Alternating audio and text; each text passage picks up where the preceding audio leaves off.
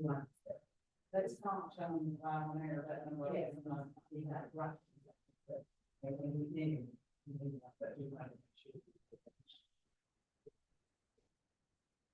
That's not.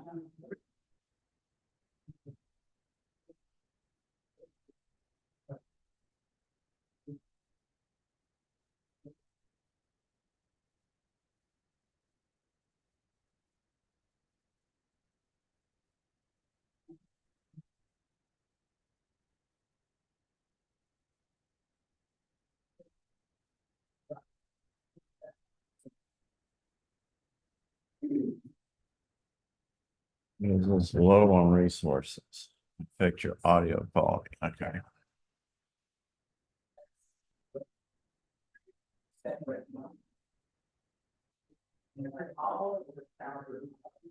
Yeah, correct.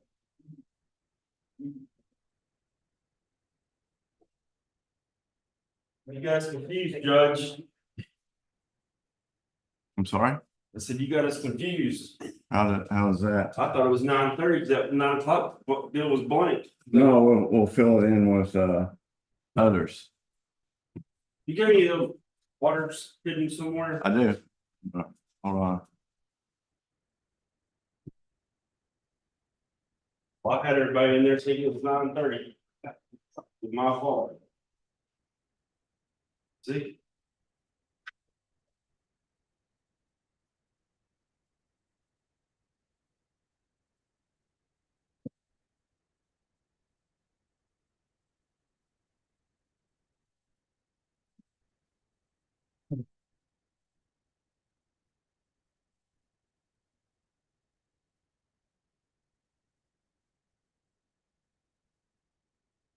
You want to? Oh, please, thank you. I appreciate that. Thanks, Judge. I'm good, thank you.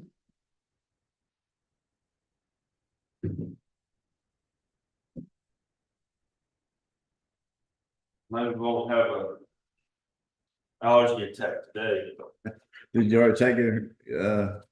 No, I didn't. Antihistamine? You know, I didn't have them. I think Chad was right when I opened these blinds. I bet there was dust in there, didn't it? Well, it ate me up.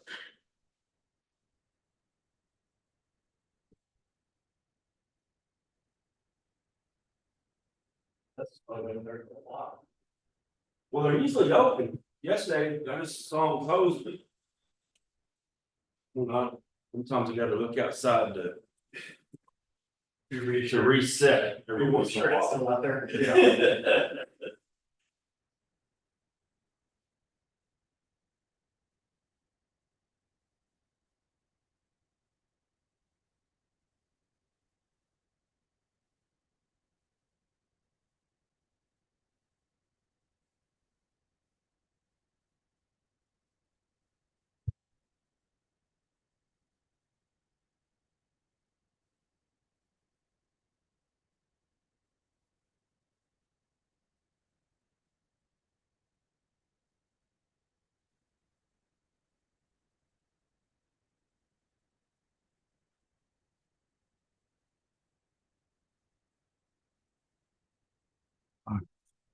Right, mute your phone if you need to.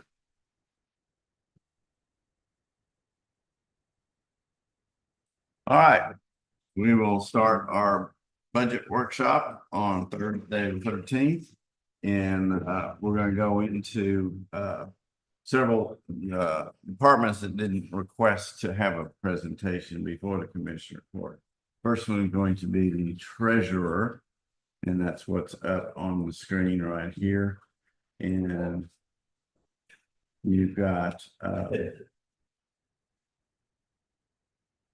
basically three categories that got increased on the budget. Everything else was left pretty close to the same or reduced. Office supplies went from 3,600 to 4,500, and postage went from 3,400 to 4,500, and training went from 1,750 to 3,000. That's the requested amounts for changes from the prior year. And I'm assuming the office supplies is check printing, because we went through that discussion earlier. And then the postage would be related to the increase in postage. Don't know if it needs to be 4,500. And then I'm not sure why the trainings went up. Is people requiring more training? 'Cause it seems like everybody's going up in training. I think everybody, Yeah, Kenny went up on that training, he's not here, but I can tell you why, because he's robbed his training budget this year to try to pay for those, checks. To tell you what he started out with last year. I can go over it. He's got a budget in that, so most of the training line. so the budget for 2024 is net of budget adjustments. Is that correct? Any budget adjustments that have occurred during the year? Okay.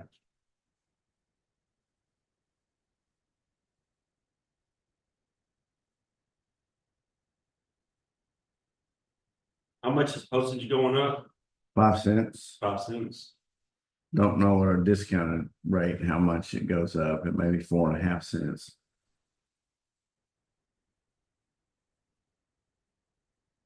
So what's it gonna be? 60, 73 cents. It's going from 68 to 73. That's stamps. Our metered rate is usually about 5 to 7 cents lower than that, using our machine. I didn't realize there were 68 cents. Yeah. I see, I thought yesterday they were 25. No, I had a, yeah. Well, that's what I will do. It goes up to 73 on July 14th. So we'll put something out the 1st of July to have everybody go get their forever stamps and at the lower rate before, to at least get them to the end of the fiscal year. Kenny's training budget last year, original budget started at 2,500. Okay. Now it's 1,750, because he's had to move money back to those checks. Okay.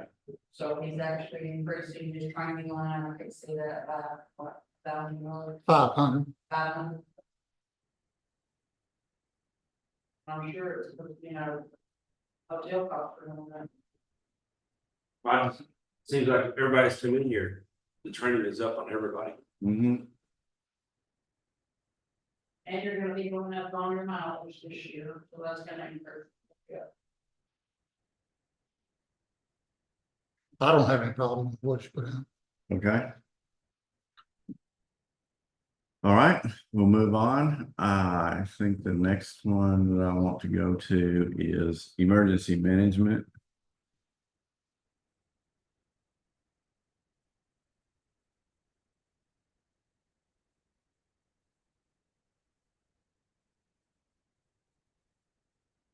Okay.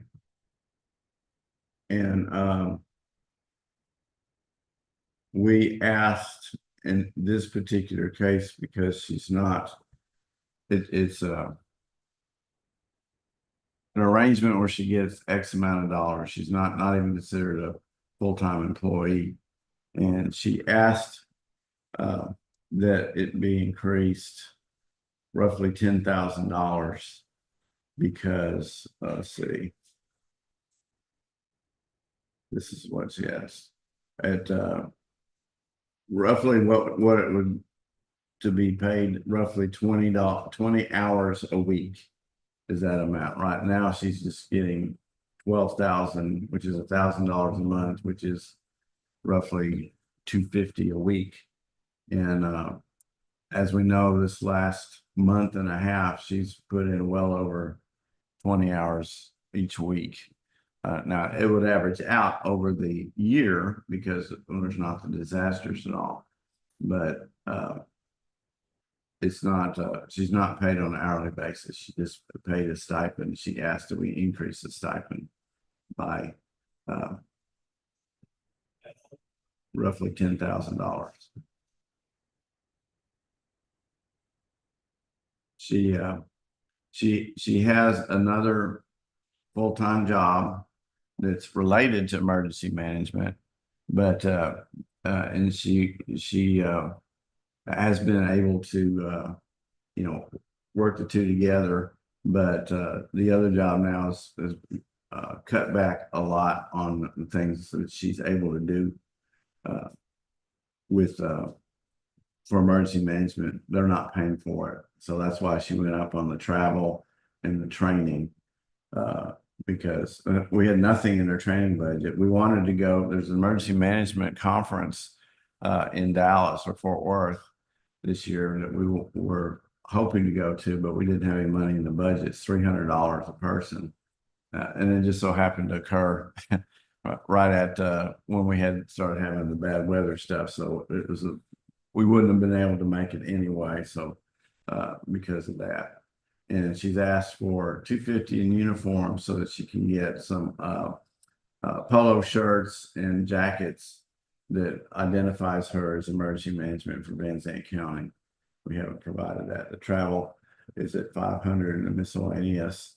We went from $250 to $1,500. She has a Tahoe, 2007 Tahoe, and we just started it. We had an issue with it needing repairs, and we had to rob from other budgets, other line items in order to get enough money to put into the to do that repair. And now she's having to spend a lot on gas to go around. She's traveling the county to look at damage and record damage, and plus she's helping with the training of the road and bridge guys on how to use the app, and she's training other people. So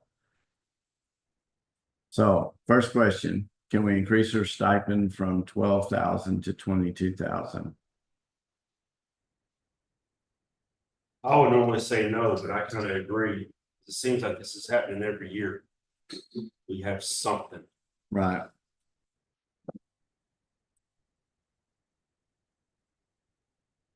Either this or in the winter, you got it seems like we have ice storms, and it seems like the past 3 springs, this crap has happened.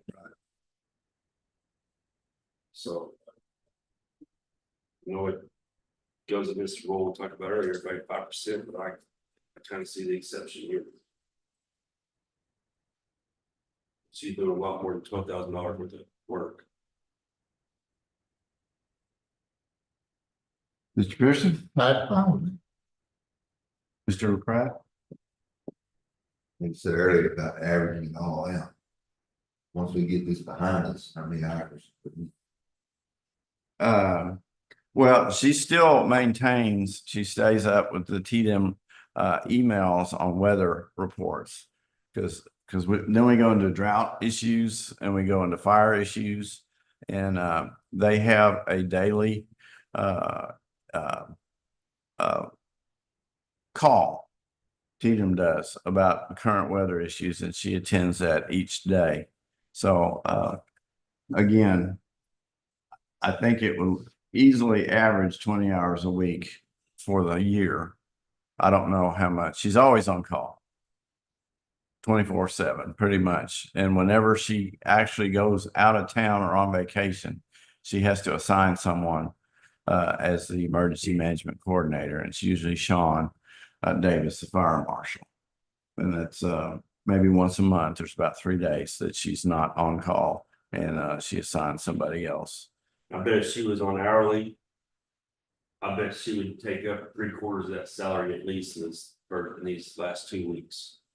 Now, 2 or 3 weeks, whatever. What? She'd eat that up.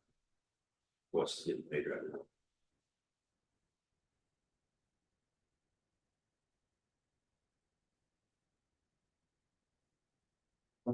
you good for it? Okay.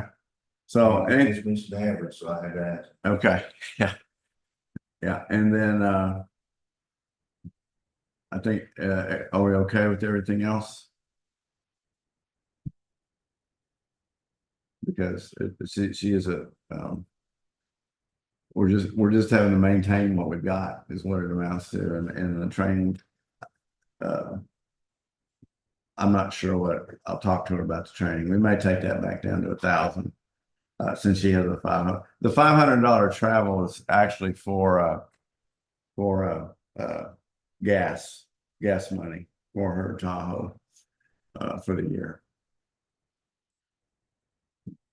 Okay, So, that's, she doesn't drive it except when there's an emergency. That's why it's not that much. So that's why she was panicking. And we just moved $600 into that account to cover an oil change in the gas that she's having to spend right now going around the county evaluating damage. So that's what I was looking at, saying 98.5% spend. yes, we moved $600 in this last commissioner court meeting. Where am I going? Up or down? All right. Any other questions about emergency management? All right. Well, Mr. Shin, would you like to start early? Oh, sure. Since you're here, we can go ahead and. Yeah.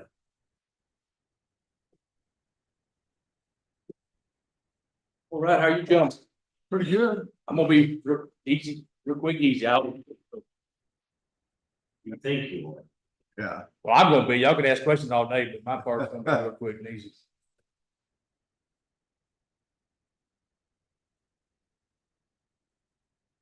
This is the one where your writing is transcribed into actually put in there. So. Okay, All right.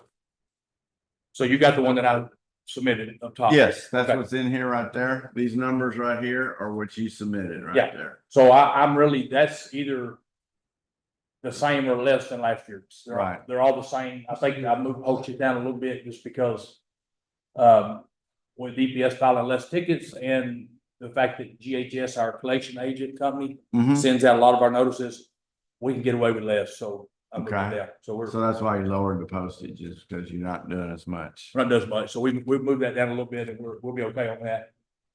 And so really that's all on that. There's two things that I wanted to talk about, and they're probably not even really budget hearing items. I've already mentioned this to you and Brandon, but the office in Ben Wheeler has a septic system out back and it's been there for 40 years. Mm-hmm. Our lines run across the back of our neighbors under their ground. And so we've been real lucky. We hadn't had no problems because we won't be able to fix them. Right. Because when that happened, the bank owned all that. But then the building beside us got sold. So our septic runs on their property and now an individual owns it. We hadn't had any problem. They haven't complained, but I know if we do have a problem, we can't fix it. We have an opportunity now, what's this called? Free State Sewer Company's coming through. They've been working on this for probably 10 years, but they're finally to a point where we sign up as customers. And so we got the paperwork to enter into an agreement with them. I forwarded it to the judge. Mm-hmm. It's something I don't sign. Y'all have to sign it. I just saying, man, we don't want to miss this opportunity. Like we missed this opportunity, we're in trouble. I can't quote you what I remember going through the meetings and them telling what the monthly fee was going to be. I think for a business, it's like $300 a month. But I don't remember. We'll have to get that from, you'll have to reach out, or it might be in this contract, but I don't think it is. But there is going to be a monthly fee it's different for a residential than it is for a business. I didn't think it was that much. It might not be. Yeah, maybe 300 a year, I would think, not 300 a Well, month. so I went to the meetings. That was the big fight on the price they put in there. But now it's changed. There's been a lot more meetings since that day. That was when they were actually proposing the system, trying to get enough people to commit to it. It really doesn't matter what they charge.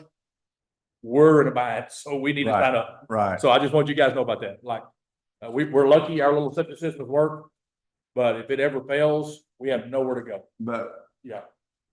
I Ben think, Wheeler is getting a sewer system and they need it.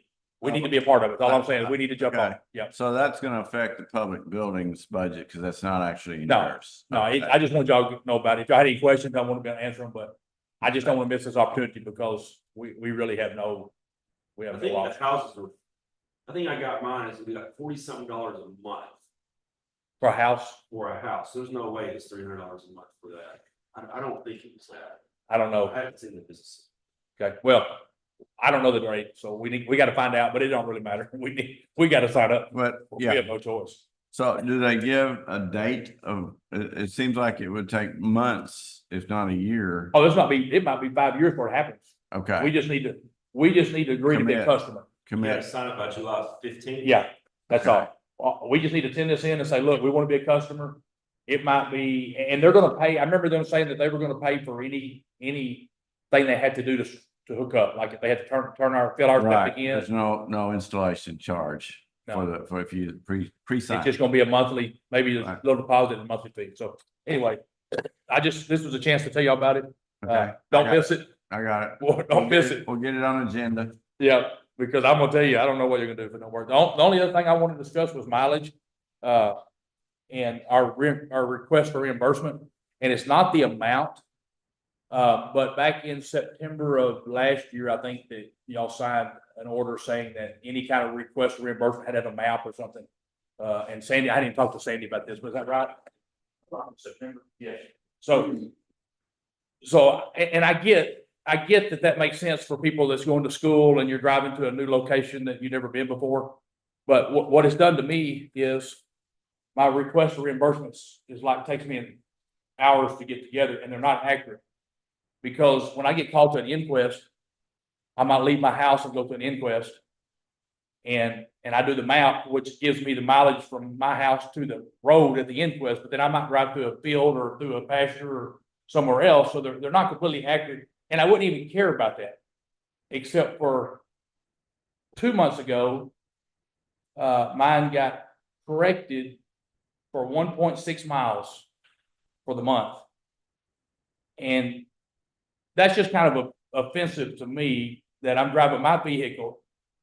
I'm getting reimbursed at 58 cents a mile when the federal government is 65, I think, 62 or 65.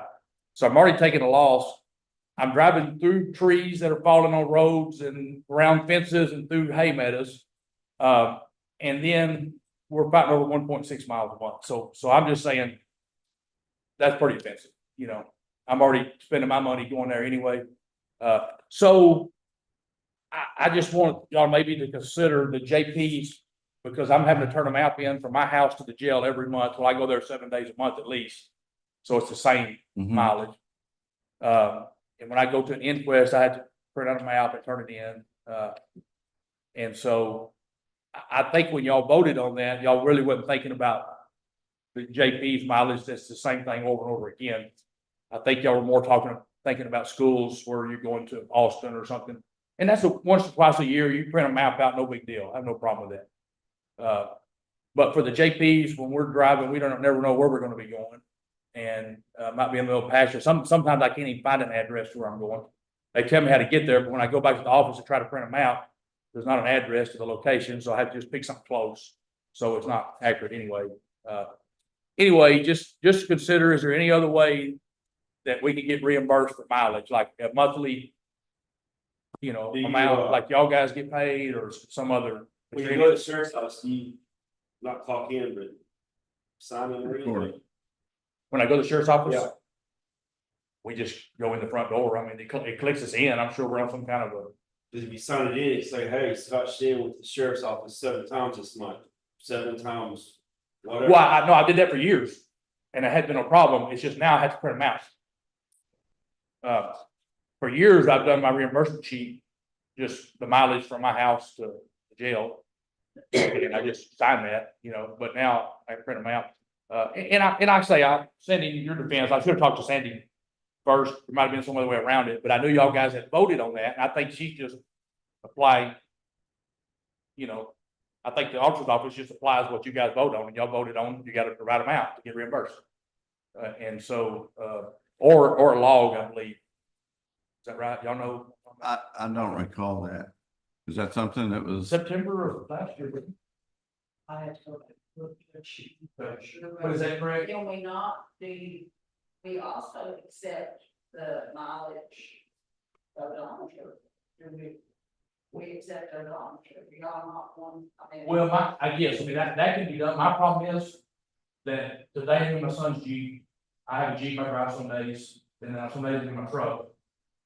Yes, I probably could write down my mileage every day when I left, but it would be a different, it wouldn't be consistent, but if you, I mean. Kind of that same problem, I don't always know what the mileage is to the spot in the field, well, I guess I would with the. You wrote your odometer mileage when you left. Yeah, starting and ending. I can, I mean, that's on me. That's very hard to remember at 3 in the morning when you just got woke up and you take off to the scene. You know, when I'm driving to the scene where I know I got fatality and ready. I mean, it's no excuse, that's on me, but it is difficult for me to get the route down before I left. And then once I don't write it down, I have no idea, yes. So, anyway, I just wanted you guys to consider, is there any other way can we discuss any other way for us to get reimbursed? I mean, whether it is a monthly, I mean, there's so much a month and we deal with it. You know, we know what we get and we just deal with it. Well, and there's no, when you're doing the same deal like to the sheriff's office. Yeah. All you should be able to have to write on that thing is a map on file. I mean, we've got that, we know what that is. So you shouldn't have to print another map on that. I agree with you 100%. I turn it in every month. I don't know. We- And a lot of times I don't go from my house. Like, you know, some mornings I have an inquest early and I go to the inquest. And then I leave their house and go to jail, you know, but even that, so I guess I just might need to do the odometer and change the way I'm doing it, but the map deal is not working for me. I mean, this is like an hour and a half to prepare it every month, to turn it in. So, anyway. What was you thinking? Do what? What would you want to do? I want to just divide it by 12 months and y'all pay us a fee and we don't have to mess with all that, but the problem is that then that gets into our salary and I don't know all the ins and outs, but. Yeah, I guess. When you do a truck allowance, they taxes for You yourself. ain't gonna like it. I can promise you that right now. It's paid on your paycheck, not a separate. You're gonna start paying income tax on it. But now I can see your point. I would hate to have to write the odometer down. Every time you get your truck. And I really wouldn't want to have to print out a map for everywhere we go. That would. I wouldn't remember if I'm just gonna go find somebody dead and the number's last thing in my mind. And I mean, that's the problem. I mean, so I could go back and guess but then. That's, you know. You know, we just have to we can't just approve I went to this address that I went this many miles, you know. We have to have a proof of mileage. From citizens, you know, I mean, that's. If we get a monthly allowance, what is roughly your average about 12? I assume you know. Well, whatever's in our. So 2,500, so. So it'd be 200 a month. And I'm speaking for myself on this. I know the OJPs are frustrated about the maps and stuff, but they didn't say that was okay with them, but I'm just saying that'd be easier for me, but. We need to come up with something that is more efficient use of your time. And yet still. Well, Cindy, would you accept one map from my house to the jail, or do you want one every month? Well, I'm not the one approving deals, I'll have to go, Okay, let me visit with Michelle, because she's the one approving deals. yes, that's right. I can't put my hands on everything that's done. Okay. I understand, okay. Well, so I just want to bring up the conversation, yeah. I'm here to bring up the conversation. This has turned into, I mean. Right, we don't want, you know, an hour and a half, 2 hours of your time to do for. I don't think that's, when y'all voted for the maps or whatever, I don't think that y'all had that intent either. I don't think so. I think that was for one, you know, like if I go to school, if I go to where I think Denton, like school, I mean, I get that. I mean, cause I had to print a map anyway to get there, you know, so that's no big deal. That's another thing to keep in mind, the way our truck is set up is for county and continuous. We go 2 counties away, we gotta file a map, we gotta file a map. Oh, y'all do too.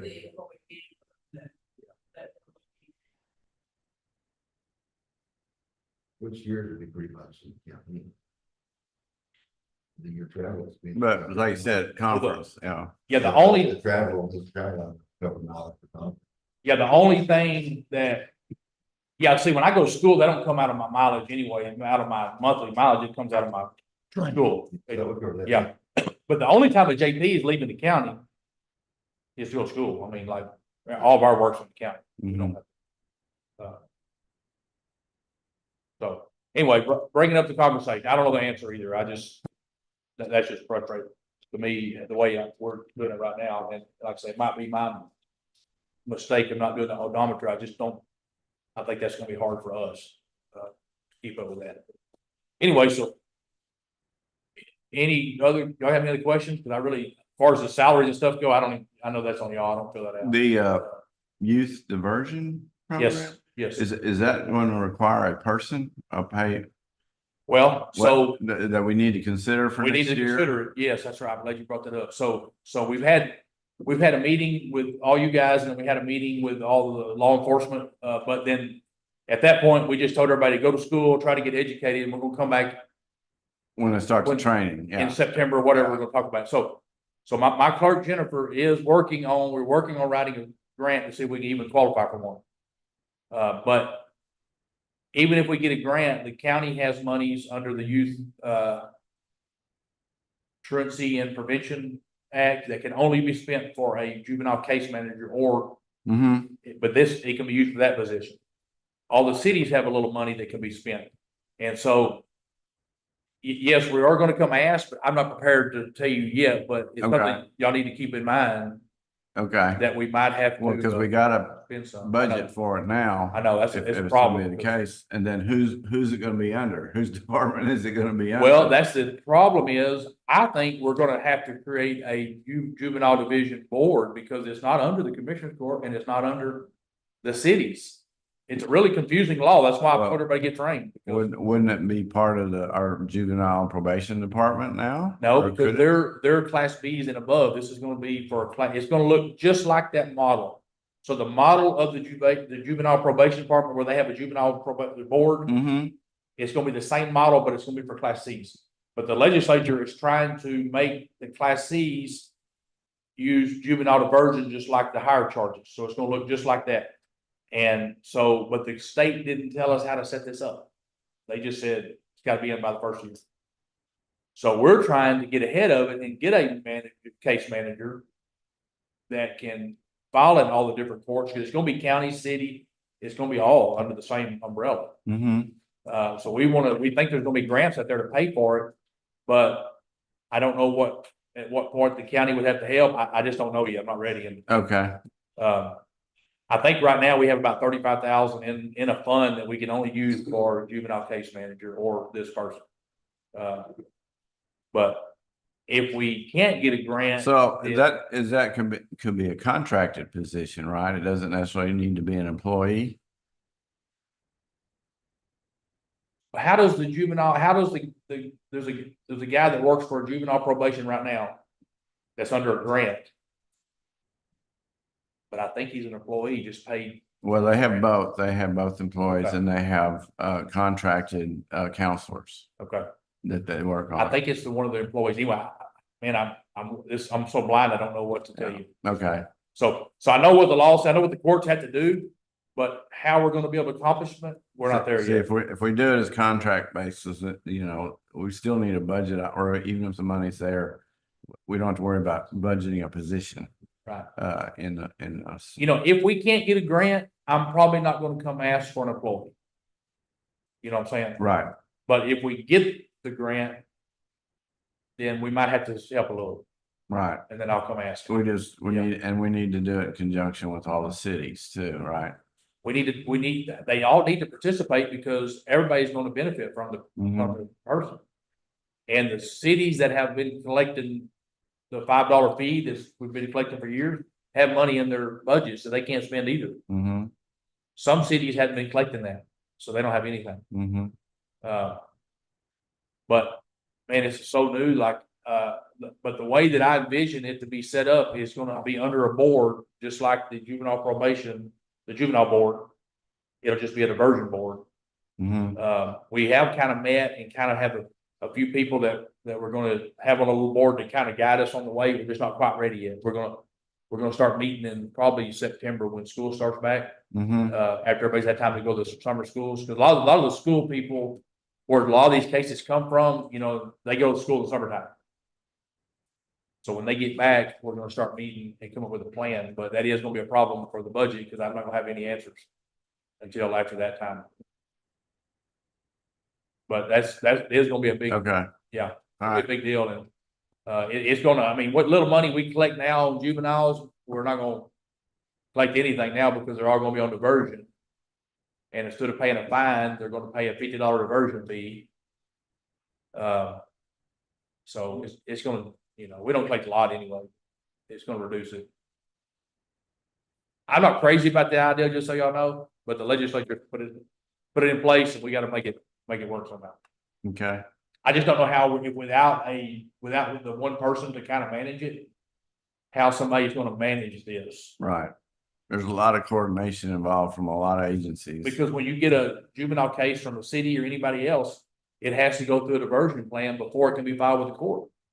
Mhm. And so it's gonna be a big job, but I will be coming back with more information. I don't know yet, because we hadn't got enough training on it to know. But y'all do keep that in mind. We are gonna have to do something by the first of the year. Okay. Any other? We can go back. Yes, Yes. Boy handbook says mileage verification for training is a copy of a mileage map. Google Maps, listed designation with one way or round trip. For county traffic, beginning and ending odometer readings or maps are to be included with each reimbursement request. So that, my office is following policy, yes.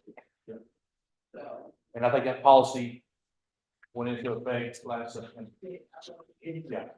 Yeah, so anyway. Boy handbook would have to be changed. But would he have to put, if he goes to sheriff's office 7 times, does he have to have 7 maps? That's what you're. No, he just gets his mileage. You get to actually an actual odometer. Right. But here's the thing, if I, It's like you said, he may not be coming from home right, I to mean, go to the sheriff's office each time. so you, in a normal week, I go from my house to the jail. If I don't have any inquest, 5 days, I go from I'm sorry. Monday through Friday, we only bill from our office to the jail, not my house. Mm-hmm. But then Saturday and Sunday, I come from my house. And so, anyway, I don't know, it's just. Yeah. It's a lot, I understand why you need that, but it's kind of hard for JPs to comply. Yeah. Either way, the amount is, There may be an app for your phone that would be able, and you just take a picture of your odometer. yeah, Again, you gotta remember to do it, that's the but problem. Like I said, that's on me, odometer might be a better option, but now, just to answer your question, I haven't been turning in 7 maps. I've been turning 1 map from my office to the jail and 1 map from my house to the jail. So I've been turning in those. Okay. So I don't know if there's a better way. I just want y'all to think about it, you know. Mhm.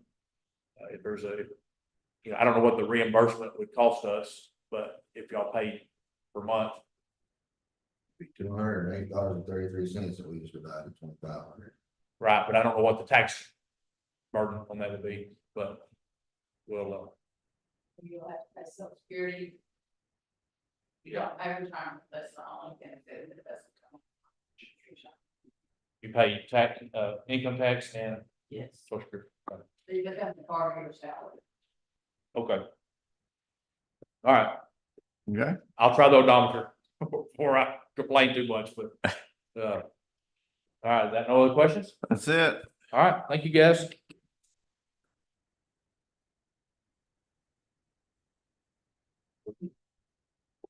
Thank you for your time. Don't forget to sign up for the sewer. Yes, it's on my desk. Yeah, don't forget, you need that. Thank you, I see that. All right, which that reminds me, next week's Commissioner Court meeting, which we gotta get all the agenda items in today in order to get it posted. But we're gonna start out with a resolution honoring Virgil Milton. In that, the first of the deal. And so I didn't know if we had a lot of agenda items that we wanted to do or not. Why do you have to get them in today? The meeting, Keegan likes to move the third. the meeting is on Tuesday instead of Wednesday. Yeah, but. It's still 72 hours. Weekends count on average, it's not business. Still 72 hours. Okay, We got 72 hours. okay, so Friday, still didn't Yeah, post Friday, we used to meet every Tuesday and we posted on Friday. okay, So, all right. yeah, yes, so you have a 72-hour requirement that you post 72 hours before your meeting. So you can still post by 5 o'clock on Friday, and anytime on Tuesday is legal. Speaking of Tuesday. I remember last year we talked about this. Are we gonna talk about moving the court from Wednesday to Tuesday? That was, Virgil wanted to move it back to Tuesdays. Because, again, the history of it was, I can tell you, it had to do with the treasurer and getting the payroll approved is why they moved it, to Wednesdays. They give the treasurer time to do the payroll. Now, and I don't know, the only issue the treasurer has with us going back to Tuesday is he's got to do the payroll on Tuesday. He's got to get it input. So if we counter or scheduled our meetings to be non-payroll weeks, and I don't know any reason why we can't, then he's not having to do payroll on that Tuesday. So. Does anybody have an objection with that? Well, with all due respect, to everybody in this room, this discussion has not been posted that we're having it today, so the public is not here. So we got to be real careful what we're talking Okay. about, sitting here on YouTube. We're discussing something that's not on an agenda. Okay, this is a workshop. It's a budget workshop. Budget, that was- Has nothing to do with the time of our meetings. And with all respect, I'm not, All right, Well, at the end of the budget cycle, we will set, you sign an order when you want to aggregate. right. Talk about it then. Okay. Well, you have to do that every. No, we'll set up a workshop just for that and several other items. So, okay. Move on. Well, why don't we go to the other JPs? John said, Brennan, shut up. Let's you get know it. Where are we going, Andy? JP one.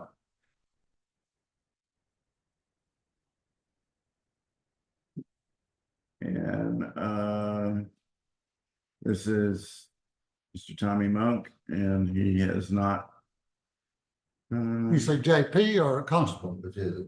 JP one, I'm sorry, Okay. you're talking about Wade, Wade. Okay. Sorry, No, you're good. I was just, constable scheduled for sometime next Monday, next week, I believe. So I don't see.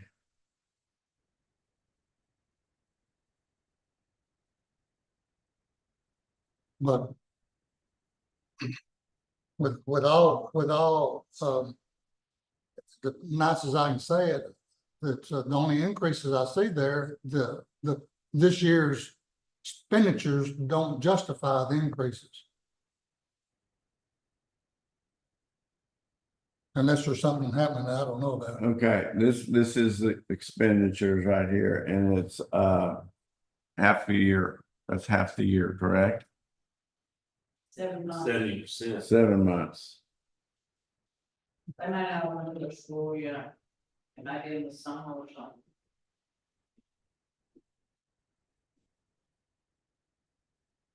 So, well, the JP schools, aren't they paid under separate, or is that the constables? A lot of the JV schools are paid for. They're, forget what it's called, but they reimburse, like you judge, a lot of Mm-hmm, your trainings. Just- reimbursed. just one. And there's. Just one a year is, The clerks, I believe, is. Well, on the JPs, on all these, off everything but salaries. Is every JP kind of different, or should they all be about the same? The office supplies, the postage, the training, the travel, that they should all be. Should be pretty much the same. That's what I'm wondering, McMillan's travel's $1,000 less than the other. Well, you base your travel on how far, like, Judge Shin has to travel further, this is the furthest. He has to come from me. Judge Ashlock was just right here close. Yeah, and Scott's got 2,500 in 4, and it's 3,200 in 1. Just the opposite. On travel. Mine are on spots, I'm seeing 1,500 on travel. JP1, I see 3,200. JP1 travel, 3,200, JP4 travel, it's 25. JP 3 is 25. JP 2 is 15.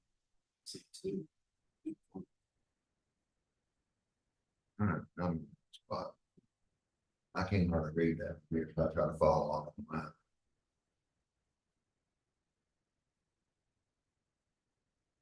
well, so I guess it's kind of relative to where they are in relation to the jail and the courthouse. Oh, yes, sir. But that's what we're saying.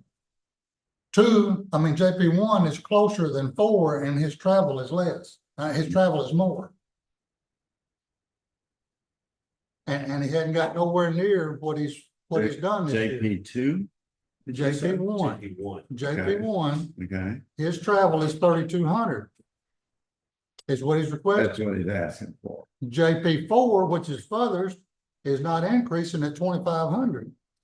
And JP, if you go back to JP 1, he hasn't used but $864, and he's 3/4 of the way through the year, and he's used $864. Why do you need 3,200? Okay, so let's change it to what you think he needs. I I think say it'd stay at 2,800. Okay,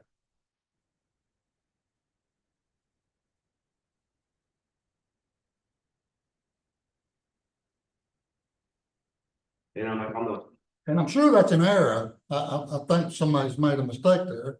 I don't know why anybody would increase something when you hadn't spent the amount you've got in there, nowhere near it. I just think the JPs should all be within a couple $100 of each other on everything. It's the same job, just a different spot. I'm leaning kind of toward that. Monthly allowance he talked about. Sandy nodded her head. Oh, no. Oh, you didn't? Oh, well, when it adds to your taxable income, that yeah, is some don't want that yeah. to occur. They would rather go through the process of requesting an expense reimbursement. Plus it always varies. If you go all the way back to 22, you got 1355 one year, you got 1963 the next year. You're not going to get to 1963 this year, probably on JP1. If you go to that guarantee thing, you just take your maximum every year. You're gonna pay every bit of it. I mean, you're not gonna have nothing's gonna go back. Have maybe inquest you're gonna have. That's right. That's right. That's correct. As we looked at the autopsy line, it's not near as high this year. That's right. Here's the autopsy line. Right. Goes over. Correct. 200,000. Mm-hmm. It's just kind of like that TCDR late, S lady said yesterday, you just kind of have to Mhm. estimate, because you can't, you don't know. That's another question. When they're figuring their mileage to the jail, are they going from their office to the jail, or are they going from home to the jail? It doesn't matter. He said Monday through Friday, they figured from the office to the jail. Saturday and Sundays, they met From home. unless they were on it. Inquest. an inquest, and they went from a different, started from a different location. But, you know, when y'all say, can he just have a map, can't we just know the mileage to the jail? Y'all don't comprehend how many reimbursements we get on that test for every time, you know, I mean, we can't retain that information, you know, mine, so. Well, it's easier on you too if they just use the odometer, correct? Except if you, then you don't have to do the math. So. Mm-hmm. If you look at all the JPs. One was 10,750 total. Two. Is 9,700, so $1,000 difference there. Three was 10,300. And four wants 8,700, so there's a $2,000 gap between. The lowest and the highest. Mhm. You know? Man, $2,000. Wow.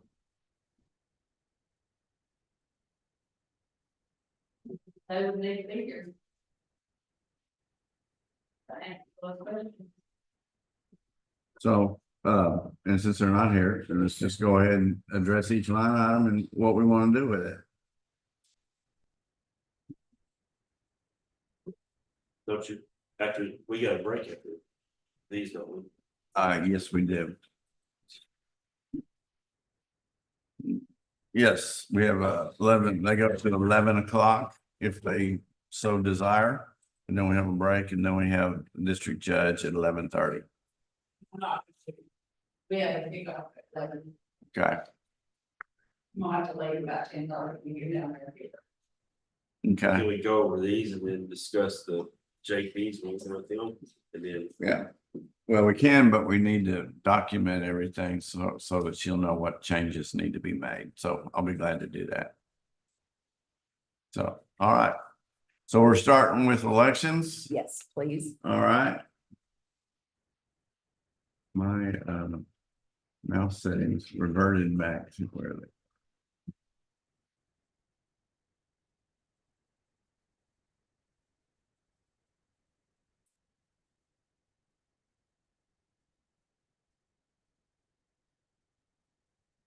Thank you.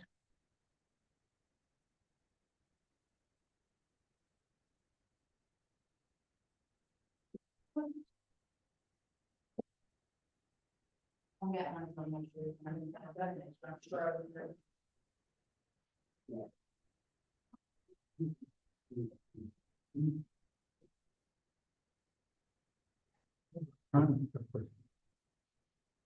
that's the one. Yeah. Yeah, that's fine. All right. Hey, good morning. Morning. Mhm. You ready?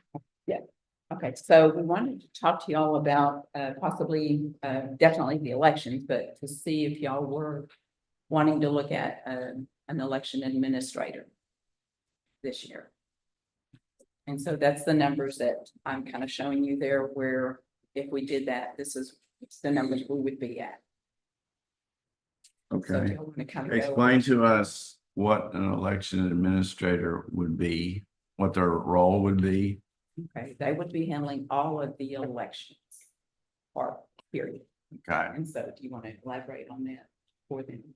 Basically, it would separate the elections out of the county clerk's office. You would have one person that's an administrator.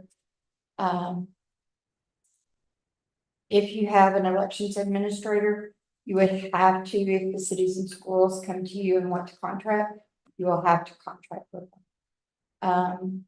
So it's a possibility of running every single election in the whole county. They will maintain the voter registration duties. And like I said, as well as the election duties for all elections for the county. Okay. So basically, what Susan is currently responsible for would become the responsibility on the elections Correct. of the election administrator. Correct. It will take elections completely out of the county clerk's office. Okay. Would you be willing to take a cut in your pay for what it's gonna cost for an election administrator? No, I don't think that would be right. But the objective was with all of the overage we had this year so Yeah. far, the I mean, I objective didn't would get be paid more to for cover putting in that all the hours this year. with a new election administrator would administer that. I'm personally not for it. When you do that, we're not that big yet. When you do an election administrator, yeah, it'll make it easier on this court. And it'll make it easier on the county clerk. But any decision in elections is taken away from this court. You'll have to form a board, and that board consists of the county judge, the county clerk, and some others on it. Tax assessor and your two party chairs. And so- Yes, sir. So if your people out here that are voting to put us in these positions come to you and say, this elections is a mess, y'all need help straighten it out. It's out of this court. So, Okay, well, I can tell you that. well, let's don't start this by interrupting. Let me finish. This is not a battle going back and forth. So let's have some respect. So as far as my opinion is, I don't think we're doing our job whenever we give that over to some other a governing board. So I'm through that. So you can believe. Okay, so Alan from TAC was here and we spoke to him about that and what he thought about it. And before, he was a judge at, do you remember what county? Anyways, he's our Navarro. representative, Navarro. And he actually felt the opposite. He thought we were a huge county and that he couldn't believe that we didn't have an election administrator. And said that he would assist us in the process of it. The last probably 4 elections, we've had the state here. They do think we run a good election program, but they also think that we're huge, really. What was the number from when you started here? I started May of 2018. We had 16,331 registered voters. At 9:38 this morning, I ran the most recent list. We have 40,713 registered voters.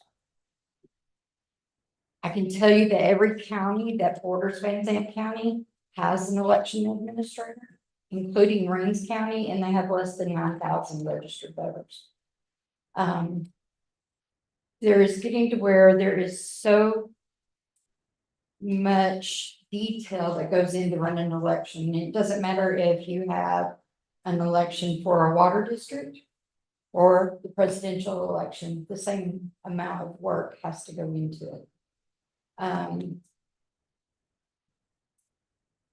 With that being said, if y'all consider it, I've already told Shannon, I'm not gonna be completely out of it, especially that first year. I told her, I said, you're gonna need help. We're gonna be there. We're going to deliver the election equipment on election day. We can still shut down the office, be the call center. We can do that part until she is ready with all her employees, whatever the future holds.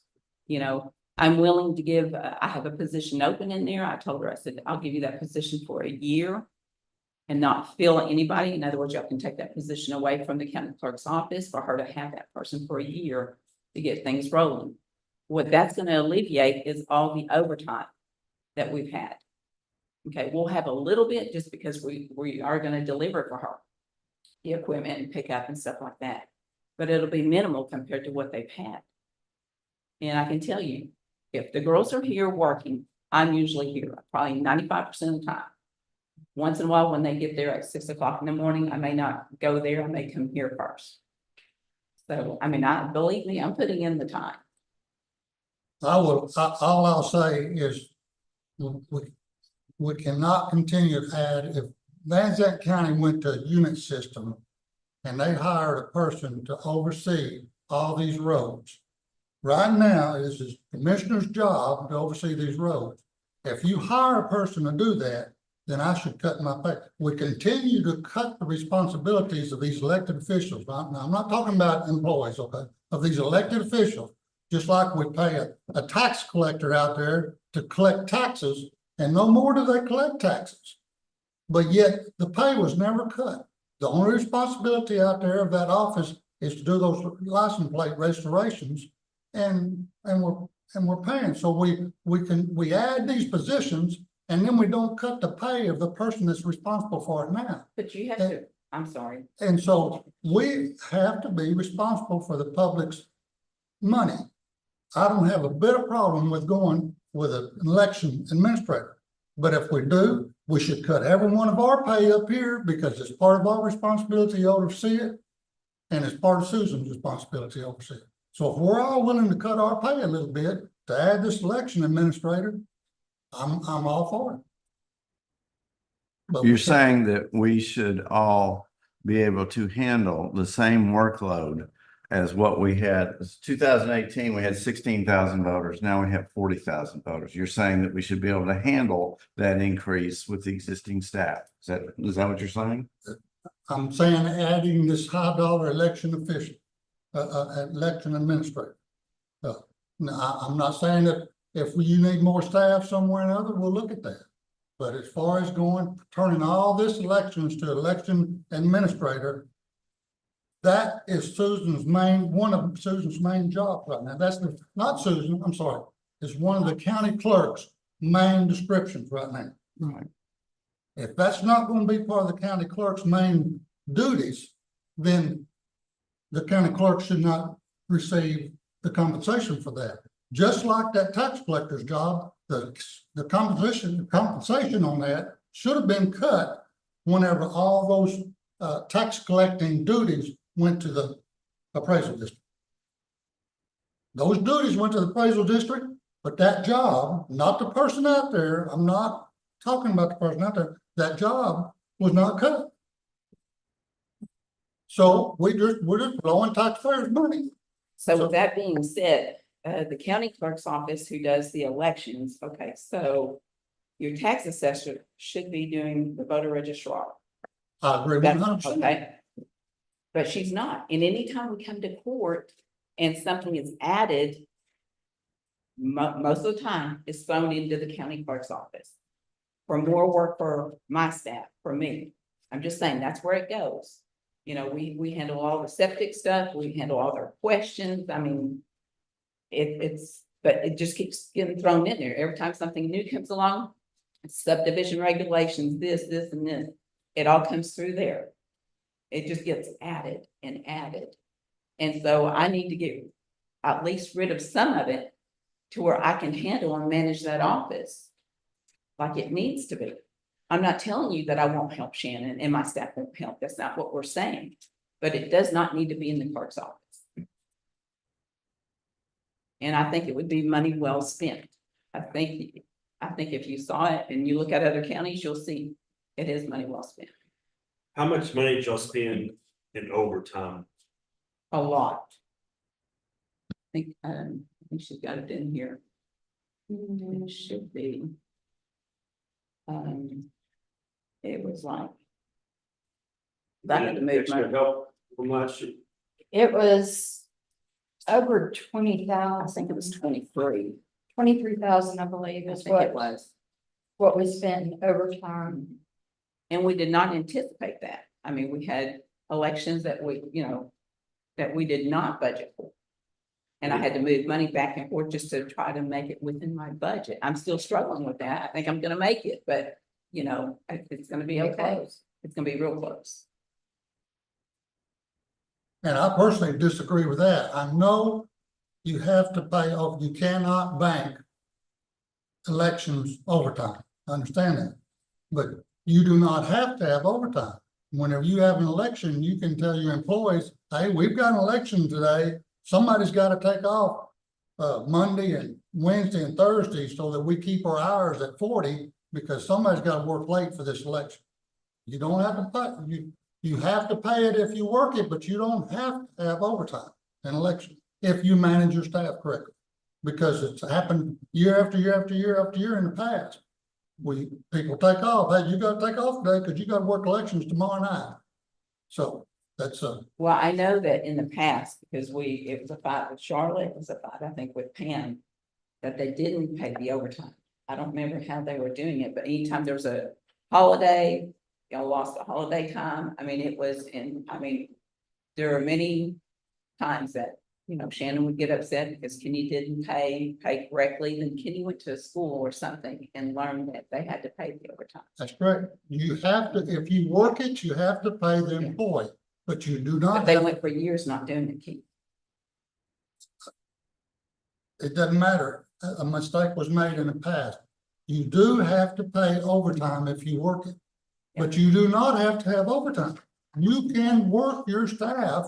You can adjust the hours of your staff to where they are not entitled to overtime. I can tell you, preparing for an election. Even just early voting alone, we have to be there an hour ahead before early voting starts. We have to be there an hour to 2 hours after each day. Yes, ma'am. Okay, so if you're working 12-hour early voting, the last week has to be by law, 12 hours a day. So you've got your 12 hours there, we're working at least 14 hours a day. I don't know how you don't have overtime when you have to be there. And it has to be in that time frame. Like Understand, within that. understand. So if one employee works today 14 hours, they don't work tomorrow and they don't work 5 hours the next day. Can't do that during elections. It takes all of us, Keith. The rest of the office is open, and when we have early voting, the rest of the office is manning the office, and I'm going back and forth. I have usually 2 over at the library, and then everybody else is here working. We still have dockets going on. We still have things we're handling. Probate still goes on. Your criminal cases still go on. What was your proposed salary for the new one? For this position? 58,000, What's your current salary? 41. What'd you ask, Keith? I asked Mean her Jeff. what her current salary is. 58's based on what other EAs make around us, correct? Wood County makes almost 59, and that was last year. And they have 33,000 registered voters. 45,000 population. But with that number, you go back to the salaries. Wood County's got a lot more money than Van Zandt. How much is this part-time position? What's allotted for it? We allotted for I don't really have Your- a the current part-time. part-time spot, you don't have to, you talk about giving up. How much? money Okay, it's a is it? full-time, just so you know, it's a full-time Oh, it's full-time, position. okay. Mhm. How much? 37.5 is what that position pays, 37.5 In the clerk's office. In the clerk's in the office. clerk's office. We're suggesting if we are given the creation of the EA, that the salary for that position, that employee position is 32. So that's a savings right there of 5,500. If we were to create the EA position and all, it would save the county $6,338 in salaries and overtime. It would take the overtime down from 23,000 to 7. How? How How? is it you're not gonna need the same amount of people either way, same amount? Because your person will be here 40 hours a week, working nothing but election. Correct. You have an extra person working 8 hours a week, 8 hours a day to do elections. So I've got 2 people doing it down there. She's got it all. And so we come in, the clerk's office will come in on election day when we work. We'll still be here early because of the phones and helping people get their system up and ready to go and stuff. That's where the overtime will come from that office. But other than that, and we'll have to be here late in the evening to help her close it out. And everything, when Tonda gets here, we'll do the check-in, we'll do that part. That's where the overtime will come here. Now, possibly on that, we could maybe give some time off during the week. That's a possibility, and I didn't put that in there, but yeah, if I know that Jayla's gonna work a 12-hour day or a 14-hour day on this day, maybe I give her off either Monday or Wednesday or whatever. you know, it's gonna take some calculating and, yeah, because on Monday we deliver, so usually we try to deliver on Friday to the ones that will allow us during business hours. Okay, that way there's no overtime. Normally deliver on Sundays, at least maybe 3 or 4 boxes to try to get them out there, because you can't do all the delivery in one day. It takes quite a bit of time to do the setup, make sure everything's running, you have to do your 0 tickets, there are things that go into that. So, I mean, 18 boxes yeah, have to be delivered, What- 18 facilities. What would this person do? Like next year, I think you told me yesterday, you got city and school elections next year.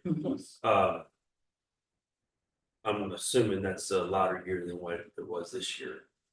What would that person do during kind of a non-election year? On a non-election year, we'll be preparing for next year. There's a lot of things that we could do to help prepare for an election. It's just, I'm only one person, can't do it all at one time and try to prepare. We're already starting to prepare for the November election. But it would help us if we had somebody additionally full-time for elections to try to start a new training program. We have volunteer deputy registrars that we have to get classes for and such, so we would have more free time to prepare for that and to do those classes. It's a whole nother department. When you do that, the county clerk has no authority over me. This court has no authority over me. They're standalone, they answer to that board. No, we would still answer budgetary things to the commissioner's court. Yes, but as far as the way you operate your office, not you, the way that office is operated, you don't have to come to this commissioner's court for anything other than the time of the year when you're asking for your money, on what you want to budget. However that person wants to run that office, it is strictly their business. And the county clerk can't go down there and tell you, hey, I think you need to do this, or you're going to do this. Whoever's in that position say, you don't run this office. Just like the county clerk can't go down to Jessica's office right now and say, here's what you need to do. That's the county clerk's out of it and the commissioner's court's out of it. That person answers and the department is under that board. And the county clerk and just who she said a while ago was on it. Why in the world the tax collector's on it, I have no idea. But why is it that way? Because like now Shannon, I mean, I'm not arguing with you, but Shannon is the election official and Susan's still over that. If you. Because when you go to that program, it becomes a Separate entity. separate entity of its own.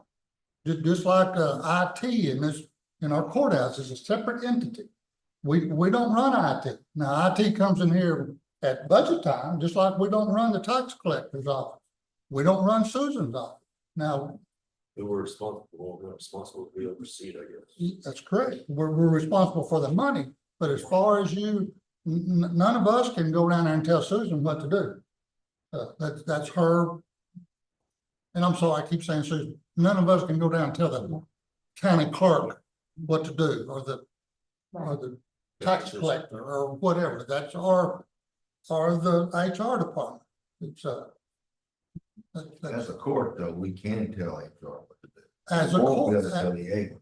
as a court, we can, but as a court, we can't even, the elected officials' office, as a court, we can. Yes, but it's not that way if you do this election administrator, They're the wrong board. they will report to that board. That's correct. So this is something we do as an election of the court, not election of the county. It's the board can choose to do it in. yes. Can we choose to undo it yet? Okay, yes, the commissioner's court has to order the creation of the position. And I believe the commissioner's court can authorize the disbandment of the office. As far as the hiring and firing of the EA, that is through that board. Right. 3 to hire, 4 to fire. Ultimately, it's like any other office within the county. All decisions for that office would come through Commissioner's Court, just like any other office. But as far as running the day-to-day thing, it's up to the department. I believe all decisions will be made through that board, it won't come to the county court. Only time up to the commissioner's court. Only thing the court will be doing is approving the taxpayers' money, the budget. All the So the contracts. court would approve. Yeah, the- all contracts and Yeah. stuff would still come through Commissioner's Court. Yeah. Any contracts that we would have with any of the cities and schools, that still has to have Commissioner Court approval. Order a notice of election like we do now, still comes through Commissioner's Court. God forbid if we had to get new election equipment. Oh, You know, I mean, ultimately, it would be And The- that. just like the last time. Well, I love you on that, but it wasn't that way last time. So. Commissioner's Court Was had made nothing way to do, before that. Commissioner's Okay. Court had nothing to do with that decision. Uh, So basically, it's kind of similar to the way it is now. The court has control over their budget, their contracts and what they do. She's running the day-to-day operation, but she's doing it under her direction. So what would change the EA is instead of the county clerk having direct direction over the person who's doing day-to-day operations, a board that the clerk would be a member of would have direction over the day-to-day. They would outline what she's to do, and then she'd run the day-to-day operations. Versus now, the clerk does. Correct. But we don't have it, honestly, because she's the elected official in charge, we don't have say on the day-to-day operations. Correct. Anyway, we just set the budget and the contract, we would still set the budget and the contract. why Correct. to escape the board and all that, why can't y'all just, Susan, you hire an extra position and have it as, hey, you're gonna be working with Shannon in the elections, and when that's not going on, you can help out in this office, and then she'd be under you, and have to worry about a board. Because when talking with TAC and other counties, they're stating this, we should have an EA, we should have an EA, it shouldn't fall under it. Okay, with that many people, that many voters, I'm only one person. And I'm telling you, I'm putting anywhere between 60 to 70 hours a week sometimes. You know, that's a lot, and I know that y'all, you know, especially with emergencies that we just had, y'all are putting a lot of hours in. But with all the elections that we've had this last year, I mean, I have put in some hours. You know, Keith suggests, you know, I should have a cut in pay. I don't think so. No, I no, didn't no, ask for no. more money while I was working. I didn't say that. If you don't have those responsibilities, that position, It's just Sure. more and more responsibilities. Like I said, y'all keep throwing it, anything that comes through here, anything that y'all think is minimal, whatever, the clerk's office will do. The clerk's office will just send it over there. And it's more and more and more. the clerk's office is the recording agency of the I county. agree with that. Does the. I don't know how to say this, don't take it wrong. You said there's 40,000 voters in Vincent County. Mhm. But how many vote? 10,000? We still have to manage all of it. Does it make a difference, even though we got 40,000 voters, only 10,000 voting? Does that matter? Because you still got. Honestly, Just asking. 10,000 is 25% of our registered voters, and that's pretty good. Honestly, That's what we had on the last governor race, right, the primaries, yeah. but, we had that. The runoffs, no, they're historically a low turnout. Less than 5% usually, right? But the November election will be I figure about 15 to 20. November, the presidential election.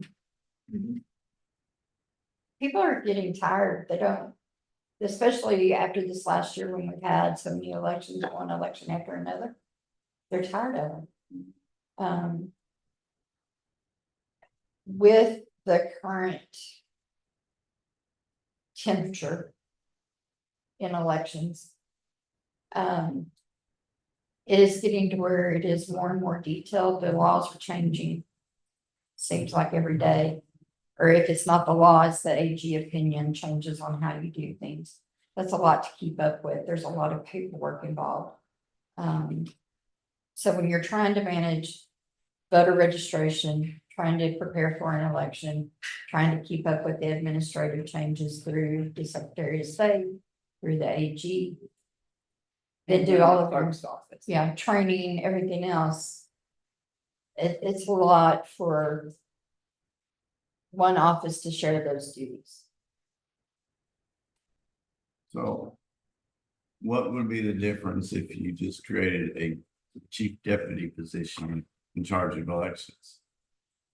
It still falls on me to make sure the laws are being done. I mean, all of it. All right, You know, meanwhile, I'm trying to abide by the clerk's laws, you know, just the county clerk's laws and stuff. But things are changing every single day. I mean, I think I That's walked what- into your office the other day, weren't you watching the Secretary of State, and it wasn't Christina? I can't remember what you were watching, one of the video clips or whatever. The hearings. And, you know, I mean, it's every day. Yesterday, Mhm. when I walked in your office, there was something going on. We were trying to learn what is changing, you know, and what are they fighting for now? The anonymity laws. So the county clerk, the tax assessor collector, who's the other elected official on the board? The judge County judge. and then your two party chairs. Okay, that's. My issue is not having your elections under elected official. I'm really opposed to that. So that's why I'm trying to say, what if we did an emulation of an EA, but to make it a chief clerk? Yes, you would still be responsible, but you would have your EA, not EA, your chief deputy for elections actually be responsible for maintaining all the updates and organize. So you're suggesting to create a division within the county clerk's office? for Well, elections? not a division of a position. Not a division, a position that responsible for elections. Got one now, I was gonna say, that's we have Shannon's that now, full-time Right. job. you know, And that's kind of where I'm at. I was wondering, we got this vacant position, we could move down there with her right now. My question to you is gonna be. You said you put a lot of extra hours in the election, but with the EA, you wouldn't have to. Who's gonna do what you're doing?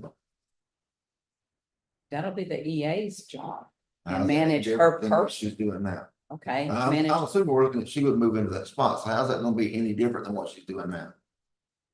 she's gonna be over that employee. What's gonna be different is it's gonna be different for me where I'm not running two whole different offices. That's what's going on here. I am in the position, to me, just like Joe Carter. He runs two different offices there. He runs the jail and he runs the sheriff's office. Right? He makes more than I do. I'm just saying, Well- and I know he. puts He's in got a little bit overtime. more responsibility. Running and responsible, like. Yeah, Susan, you are responsible. But Shannon will be running it. Doesn't matter, it still falls on Susan, True, still falls on the clerk. you're responsible, but Shannon is running it. As a member of that board, you're still gonna be responsible for it, not less. Partially, correct, partially, but you know, decisions are made within, you know, between me, Misty, you know, judge and the two chairs. And a lot of times, I mean, they may have good ideas and stuff. It's worth bouncing things back and forth with everybody. Not everybody agrees on it. And if we're gonna pay You know, pay sometimes- for things we do, I need a raise for radio program then. Have you talked to the parties? We've talked to the parties. One is completely on board, the other one is kind of back and forth, so. You know, Which one is I mean, and here's completely, the thing is which that- one's completely on board? your Democrat party. And the Republicans not? He was kind of back and forth when we talked about it. You know what I'm saying? I mean, he saw the good in it and then he also sees, I don't know if he wants the responsibility. I'm not really sure. So, you know, we would definitely go back, talk to everybody, make sure, you know, But the budget's here and I wanted to at least, we started to throw it at y'all last year. We talked about it a little bit, but we thought there was more to it. I believe Sandy thought that we had more, things to go through before we could actually, do an EA. And so I talked to TAC, Alan came here, and he's like, y'all don't have an EA? And I said, no, sir. At what point did you go to countywide voting, so where you cut down on the vote? I don't think we're going to, pursue that. Because, There's a lot of lawsuits Yeah. involved in that right now, yeah, and I believe the state is fixing to abolish that. yeah. So we're not gonna pursue them and all that. Yeah. That takes into play a lot of the, ballot secrecy issues. And it's coming out now that if you have one person, let's say from precinct 3A, goes to vote at the 2A location, let's say the library is one of our polling locations, and they're the only one that voted in that, then you would be able to pull that ballot and see how they vote. So the state is starting, I think they're fixing to abolish the program. There's some lawsuits involved. Which hurts, because we really wanted to do the We- countywide. And because it would have saved, I feel like it would have saved money. It would have saved money because we would have gone from 18 polling precincts to 9. And it would be better for the voters so they could go anywhere in the county to vote. But again, I think the state is fixing to abolish that. That's what a lot of these state hearings that are going on with elections right now is over that issue. A lot of people ask when we could get to that. That was one of our goals, was to get to that, but But now we're looking at it going, maybe not such a great idea. We'll just sit and wait. I don't know how they know what that one ballot is in a box full of ballots. And that's no different than early voting, you can't show. who got Because the what. ballot would have the precinct on it. yeah, the ballot, if that person, let's say it was early voting. And only one person on the first day of early voting voted in precinct 3A. That ballot, those ballots are available for public view on the 61st day after an election. So if you see, you can go to 3A, that person voted at this time. You can see when they checked in, you can see when they cast their ballot. Or technically, there's the cast voter records, it just says whenever a ballot was cast, doesn't say who cast. But when a ballot was cast, so you can go around that time frame, find that ballot. And see how that person voted. It just happened in Dallas County. And it was the former Republican Party Chair, State Party Chair, Matt Rinaldi. A group went through and did their audit and they found his ballot and they put it out for the world to see who he voted. So. That's, You could do that any box theory. I mean, technically you could with provisional ballots, because those are, we don't have very many of those. Mail ballots, if you only have one mail ballot come back from a certain person that you mailed them to, you can pretty much narrow down whose ballot it is. Even though when they open them in a way that you can't tell whose ballot came out of what envelope. But through this process of elimination that they're doing right now, you can figure it out. People are figuring out whose ballot is whose. Which scares the dickens out of me. So they're fixing to, I believe they are fixing to eliminate that program. Well, and I have a feeling that there's gonna be a whole lot of new election laws and rules and regulations and requirements that we're gonna have to comply with after this next legislative session. Yes, Absolutely. That will require much additional time with no compensation for it. correct.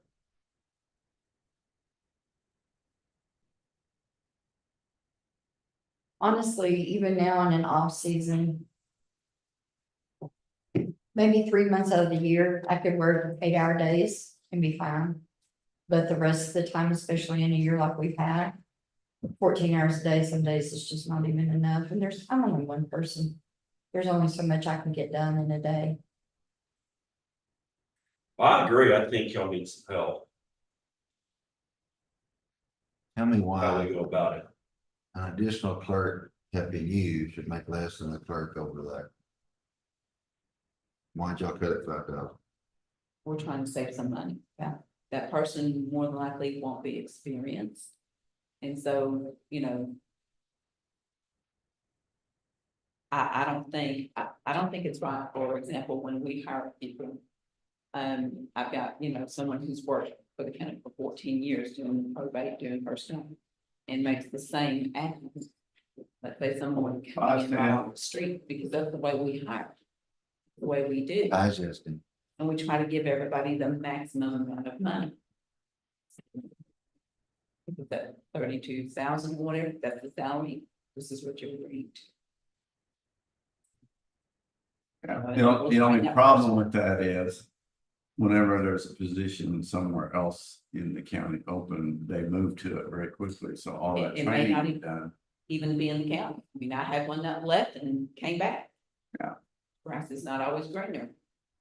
Well, I'm talking about within the county.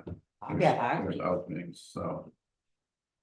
And if you, I mean, you know, if that's a concern, we can raise it to the 37.5.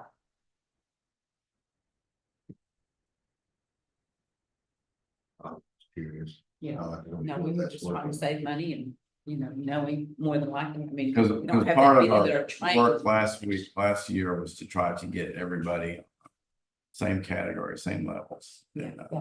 But so if we create a new position, we probably want to try to do that, maintain that structure.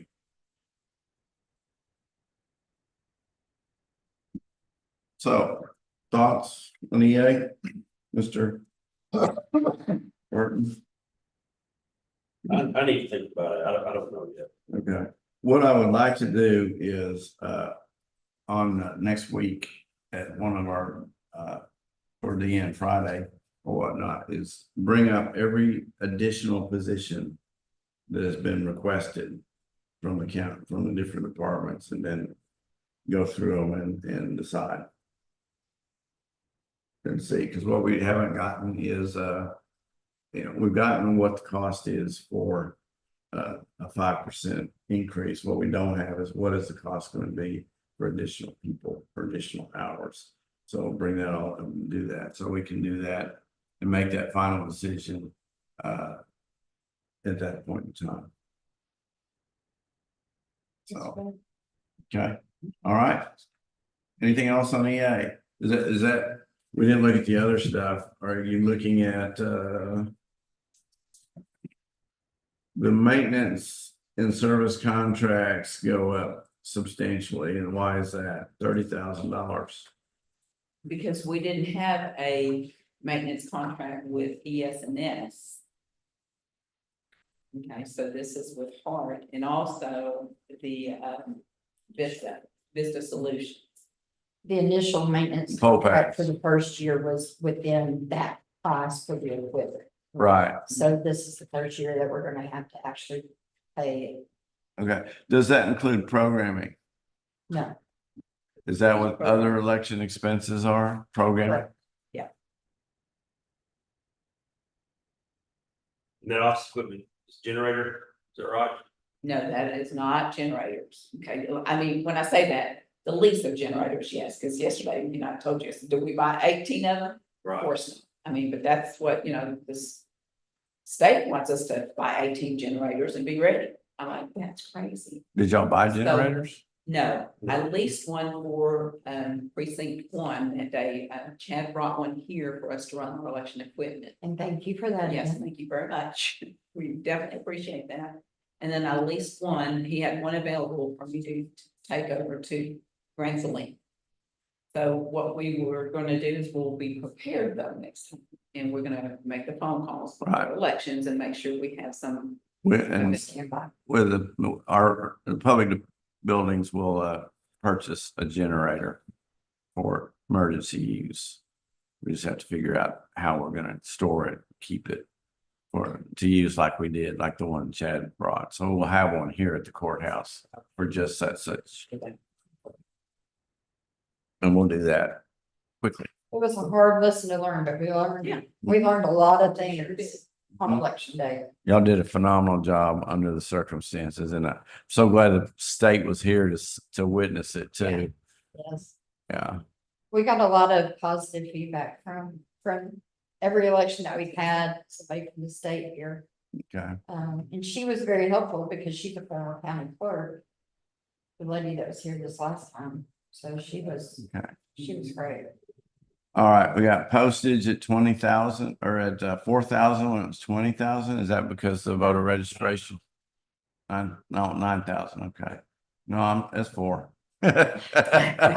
You did not close your 9. That's a 4. I was in a hurry. But, No, but that's because the voter registration cards mass mail out this year, but not next year. correct. Okay.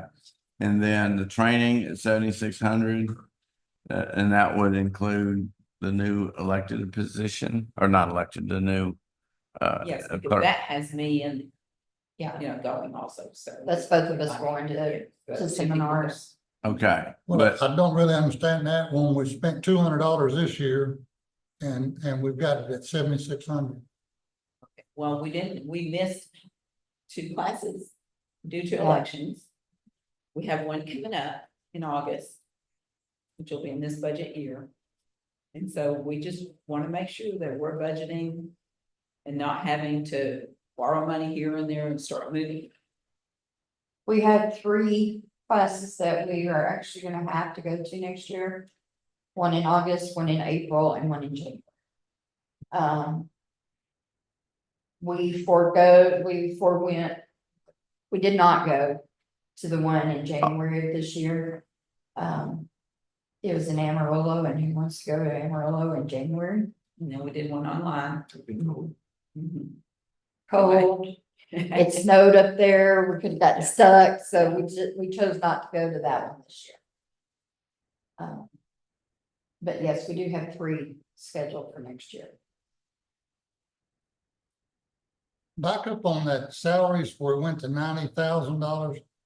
Where does this 3,819 go currently?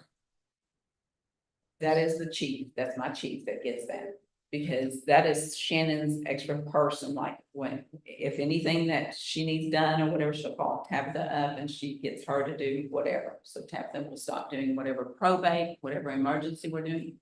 She steps in and helps her. So if we That go will with go this, away, so if we go with this EA, Tabitha could take a cut and pay. correct, and she's known that from the get-go.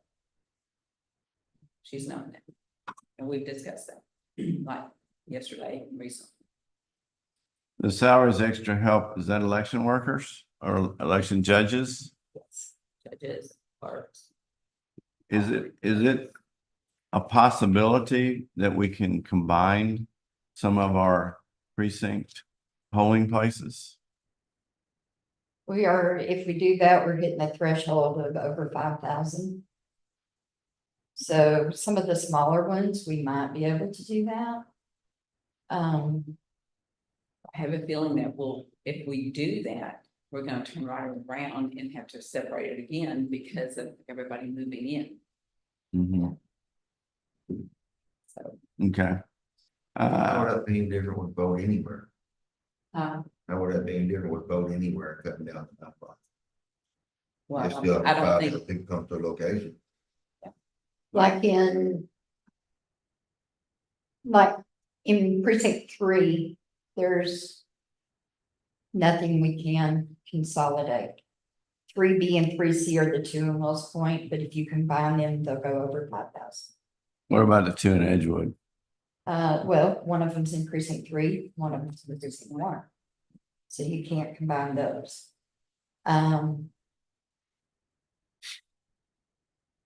1E, which is Edgewood, is one of our smaller boxes. 3A and 1E are 2 smallest boxes. Okay, all right, you answered my question. Yeah. So, all right, so we got posted, we got the training, the maintenance service contract, you addressed. The other election expenses, 32,000, what is that? Or is that That's programming, that's for office supplies, That's our, what Susan calls the kitchen sink. Yeah. Ballot paper, toners, Kids to clean the printers, stuff like that. That's what we have to do that this year. Okay, what about, revenue for schools and cities? Is that calculated in? Did No. Sandy give you a revenue? No, I mean, 'cause I don't believe that goes back into that budget. I mean, she gets the money and it goes into a different line item. Okay, I'm not sure if it goes back, I want to say it goes back into the equipment, budget. What do we charge $500 per unit. per unit? not voting setup per unit, right? So a printer is 500, the scanner is 500, and then the for better ADA machine. ADA machine. I was gonna say Do they pay us so 1,500 for for the setup to? Yes. Deliver it and all that? Mhm. They don't pay us to deliver it, they come and pick it up themselves. The cities and schools do? Yes, Unless they're in the same voting location that we're at, right? correct. For early voting. Not, I could be wrong, but I think it says that the county can charge up to 10% of what that piece of equipment costs. Yes. Correct, and that's per day if we wanted to do it. I've never, or I say we've never done it per day, we just do. For election. Yeah, just a one-time fee. I know a lot of counties do the per day. But I think it's too taxing on the cities and schools to charge them a per day thing when they have to have it for 8 days. Mhm. About 1,500 for the one setup is a lot. So And that's a great day. So if the counter costs $5,000, you can charge them $500. If the printer costs $50, you can't charge them for $5. I think it's up to 10% of what the cost of that equipment is. For the Am I printers correct? cost- Yes, sir. Do what? Printers cost 50,000, 5,000. Or the charge of 500 for the printer, they said. I've got, we don't, not the actual printer, but the unit that they use to print to tell the printer what to do. The ballot. There's a print. lot of electronics it has the ability to print different ballots. So it's not a standard printer in that regard. There's modifications that have been made to it, but yeah. I think if, say we do decide to get a person in there, it should go up to compensate for that. My opinion, You can't go over 10%. but you could per day. Oh, you might be able to do that on the. You do that, you're gonna reach a point where they say, no. They'll go somewhere else. And we want to work with the cities in that regard. And right now, the county does not have to contract with them, but if you go to that other system, We have. if they come to you and say, we want you to do it, you can't tell them no. The only exception is even numbered years. You can still deny the contract because you're getting ready for a runoff election. But other than that, you have to. We have two different school districts that have have elections in November rather than May because they don't have a city within their jurisdiction. So that's Martins Mill and Brownsboro usually. Since the city of Brownsboro doesn't come here. So they contracted this in November. But it's easier to do because we can put them on our ballot. So. But in even numbered years, the state says, no, you don't have to contract. So you will pretty much have already incurred most all of the expenses for the November election this fiscal year, correct? Purchasing of the ballots, the programming. Well, Most not- of the program, but not the programming. Programming, they'll be. If your early voting starts mid-October, you're not going to start programming till October?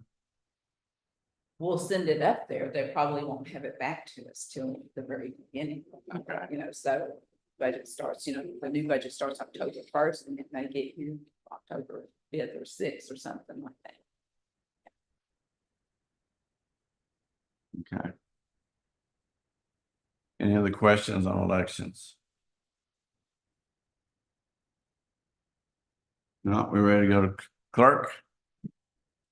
And of course, the clerks depended on what we were gonna do here, so, but should be able to see. Right. I don't know which one she gave. Well, I'm not finding any of hers input. All I'm finding is what you've input, so. Mhm. And I guess it's because there's so many variables. That's just. Yeah, I she mean, said she couldn't put it all in there. so. This is county clerk, this says county clerk. I guess there's one that says county clerk without elections. Without elections, which one do you want to look at? Well, depending on what you're gonna decide, so probably with elections at this point, I guess. I mean, I don't know. No. What do y'all wanna? We've looked at the elections already pulled out.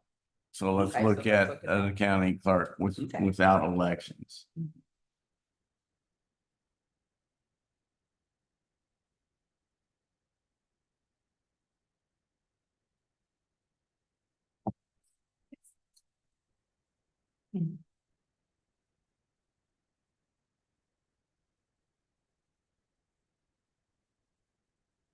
So with elections pulled out, your salaries employee will go down by 34 and 36, about 70,000.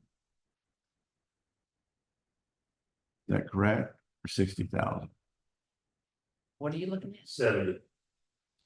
It's 163 Mhm. and Yeah. it's 234. Yeah. And I believe that that's with the 5%. We calculated there. Okay, that So, includes the yes, 5%. that So includes it 5%, actually so- would go down more than 70. Yes. Okay.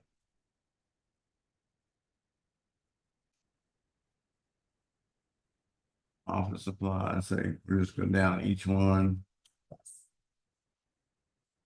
Because we're fixing to order some scanners, a couple things that we need with this budget year, so. Okay, so, I do have a change in here though, which is going to be under, the maintenance and contracts. We talked to iPlow yesterday, Karen and I did, mhm, and it looks like it's gonna cost me about $2,600 for that program. They're still working on it. mhm. And it'll cost her about $2,600. So I did not put that in this budget item, so I need to up that $2,600.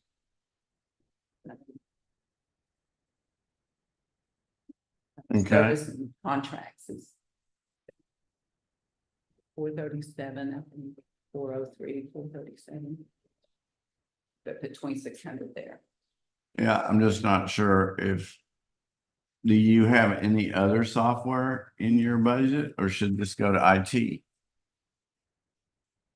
I don't think so, because I'm gonna order the scanners for us to scan, all our documents and everything. But Mhm. other than that, I don't think we are gonna need them.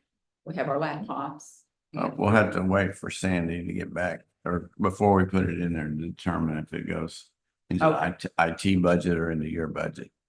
Okay, Because pretty much all the software contracts, LGS, net data and I3 are all going to his budget right now. okay. So I we didn't want know to, what- we want what to be budget did consistent. We have Liz in, that, That was a totally it is a department of Okay. itself. okay. It's what I wanna it make sure was. that I've got that. in there. And we weren't doing all the IT stuff or all the, Okay, I don't know if we just started doing that, so.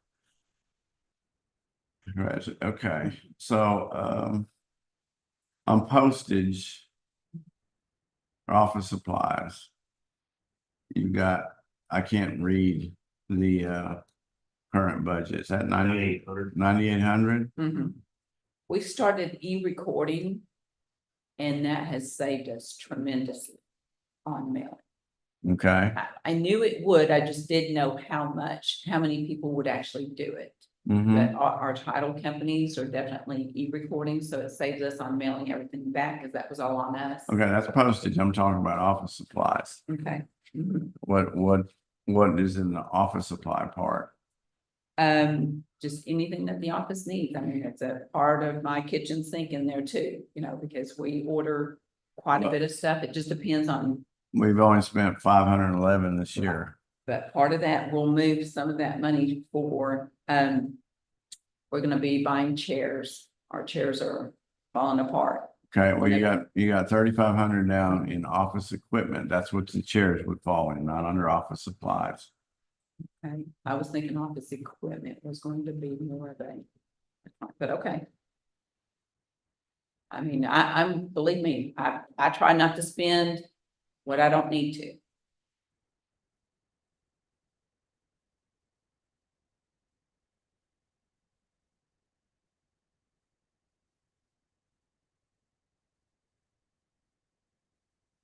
The office supplies will cover your paper, right? And we Yeah. go through a ton of paper. Yeah, this doesn't reflect, like, I just ordered 5 or 6 cases. Because right now, it's showing you want to spend $500. So, yeah. Now, 9,800. I'm sorry. It was in my office, I went and got to.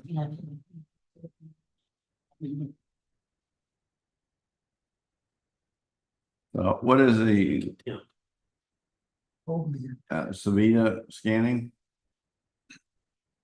The scanning, Yes. The 28,000 on the second from the bottom. that is a line item where, when I get billed, I believe it's the co-file. It is a percentage, it's like 67.66 goes to one line item, the other one is 33.33, and they have changed it in the auditor's office.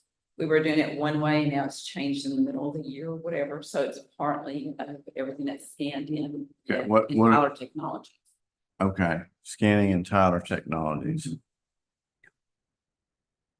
Between Tyler Technologies and co-file. Well, you can't complain about her, Susan's expenses. She's cut from last year's request of 34 to this year's request of 22. And So you and can't- I feel like I can even cut more, like I'm just trying to, My hat's off to you. thank you, but I'm just scared that I'm gonna, not have enough in there. Kind of like with my election, that freaks me out, so. All I can do is say thank you. That relieves a lot. You've not a lot of good cuts. That's kind of wondering what you're fixing to spend out of the supplies, you know? Yeah, and they won't, Because you spent 5 the year before, and it's in Mhm. line. The 6 the year before, just, we ain't bought something yet. this year. yeah, I'll be honest with you, I haven't even had time. I mean, I've done so much with elections and everything, like I have not had time to work what I call in my office and get things done. Yesterday, we started cleaning our downstairs because it's a hot mess down there. I'm like, okay, we gotta get the floors cleaned up. We need to mop, we need to do stuff. Yeah, but you're fixing to have a big break. I mean, this has been a crazy, I understand, this has been a crazy election year. Okay, with the specials and the runoffs and everything in the world. I understand. I Another know special y'all, coming up. I don't. Y'all both be as bald as I am. I'm So getting there. I understand that. So. But even in capital expenditures, you still cut there, from 31 to 30.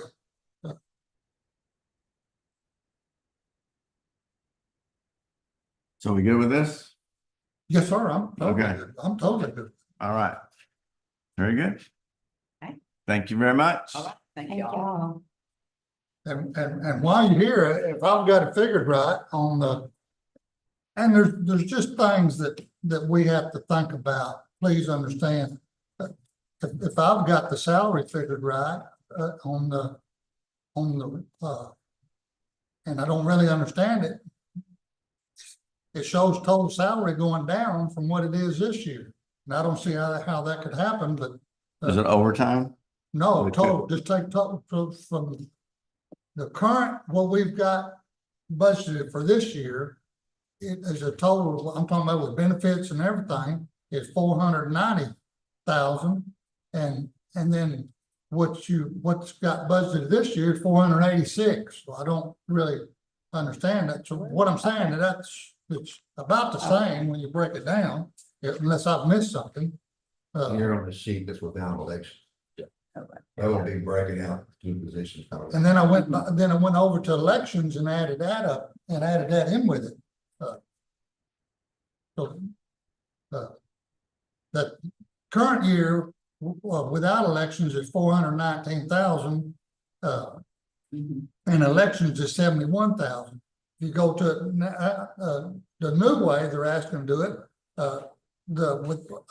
her office without elections goes to 318 and the elections goes to 168. It just about comes out to a push there. So I don't understand. In other words, it makes it look like as far as salary, it's not costing a whole lot. But you are, like Andy said, you're taking all your elections away from the responsibility of elected officials.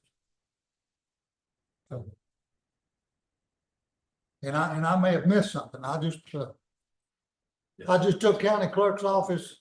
I took county clerk's office this year, current. Their current budget is 419,000 on salaries. That's this number right there on the screen. They're just talking about. Yeah, but you can't, and yes, sir. Mm-hmm. But on mine, you come straight across, okay, I'm sorry, on mine, it says that they're asking for 318. But yours says 434, so I'm, With elections, are you on with elections? That's with election. okay, but go to without elections, The election is 370. I got 318. Oh, yeah, salaries. There it is, without elections. That's what I told. Okay, now you go to elections the new way and take those same two numbers. Elections goes to 168,000.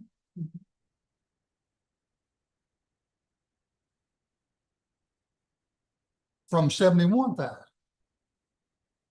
Or 70,006, and it goes to 168. So you add all those together, it's a difference.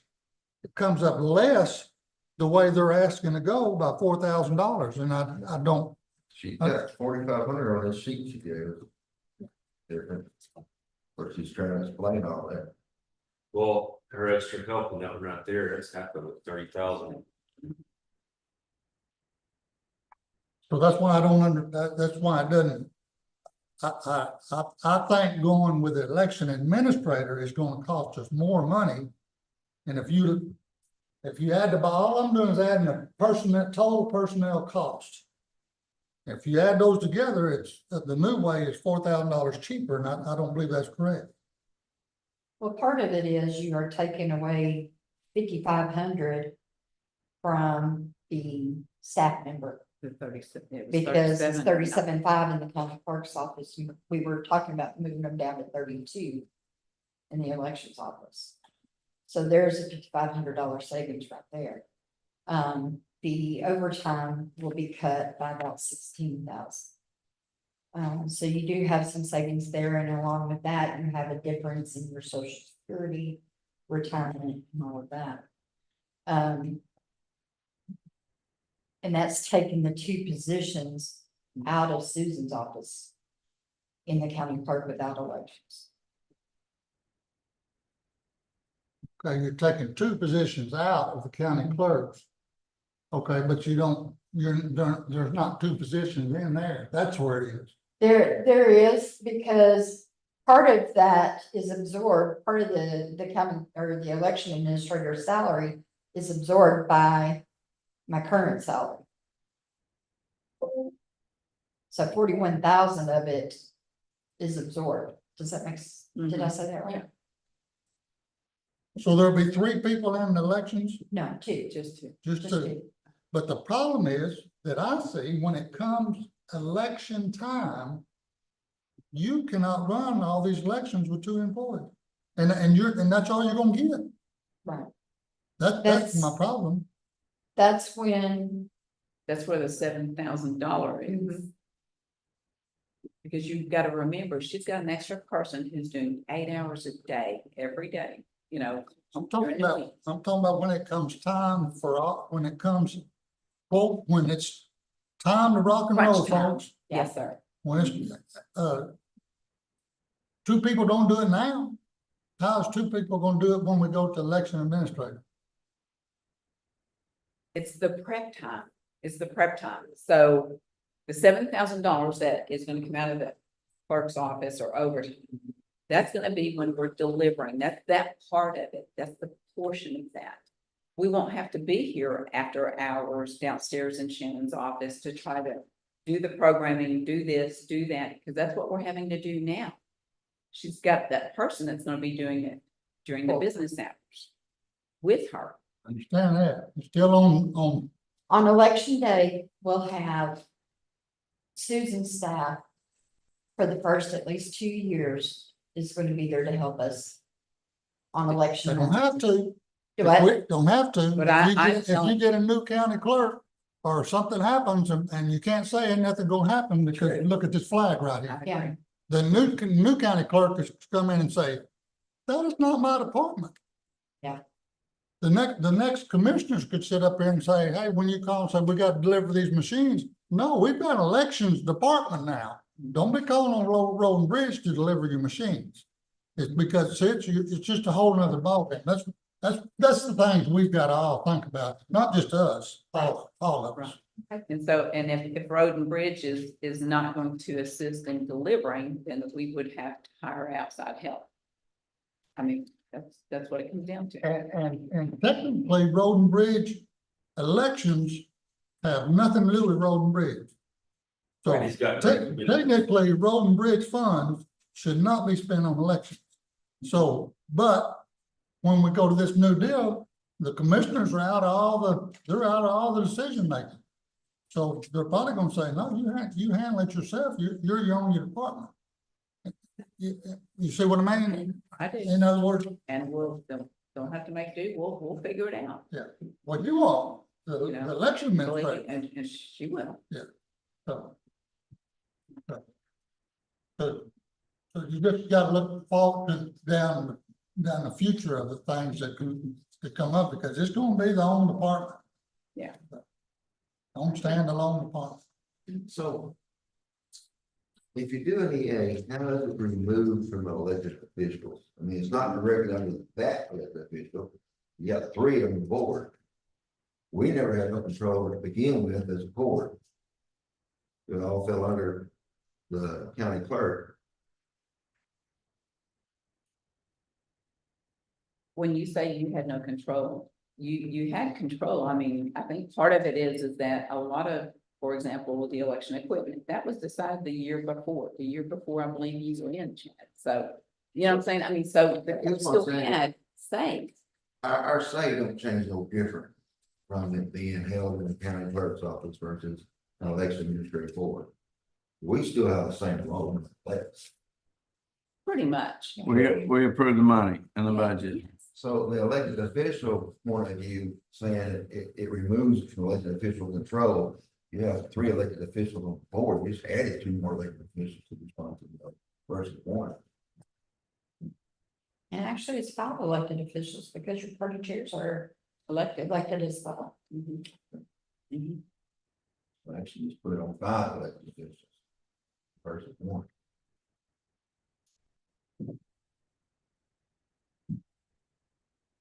Okay, gentlemen, I've got to take the 11 o'clock break. Okay, then. All right, when we come back, we're gonna go back to JP's and I'm. Thank you for y'all's time. Thank bet. you. Thank you both. Thank you both. And I'm fixing to make a copy comparing all 4.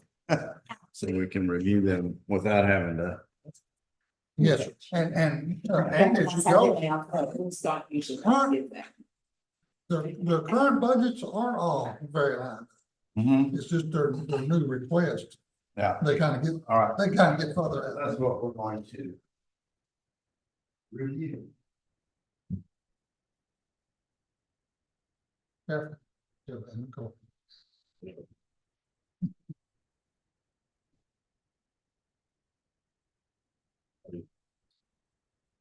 Hmm.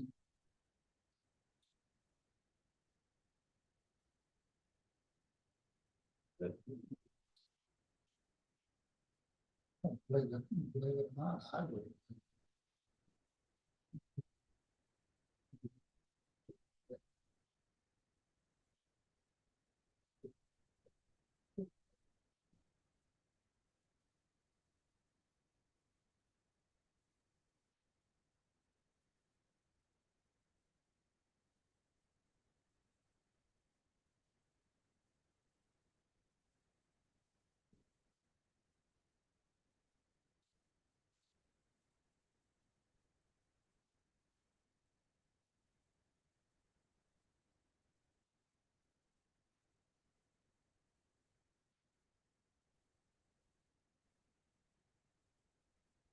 I don't. Kind of crunch time. I don't think two people do it. When it comes to elections, Yes, you did, it was like this year. if two people do it, how come we got dozens of people doing it now?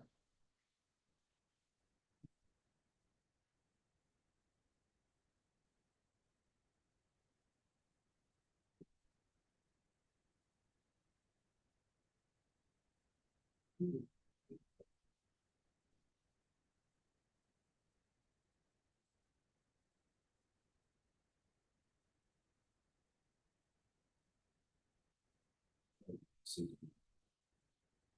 Even responsible for it. That doesn't mean she has no energy. That's what she's got, shame. She's like, you're responsible for the ratings.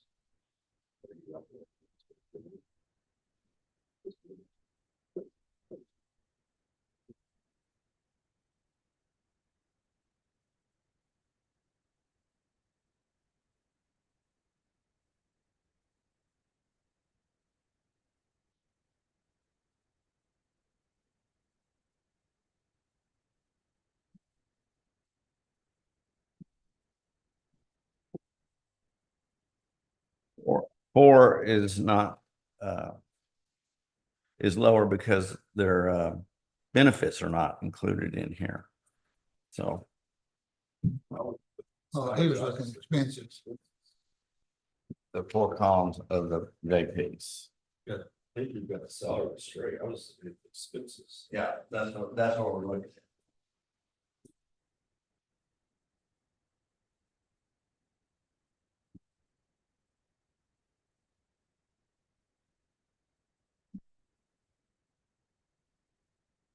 No, Yeah, one's 1,000, two of them are right on, one's 1,000. No, really, three of them. If he's got that right. One of them's 10.7, one of them's 10.3, one of them's 97, and one of them's 87. oh, okay, I see that.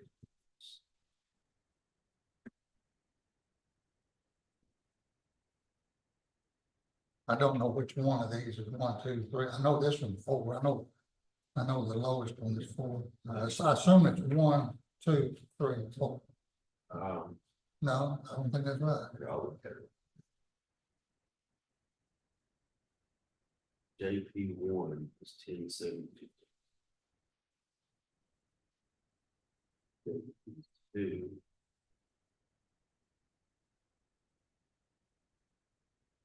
Then three.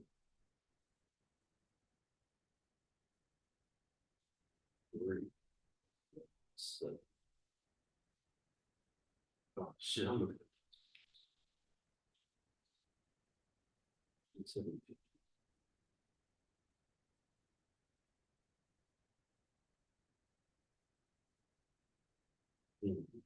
Five.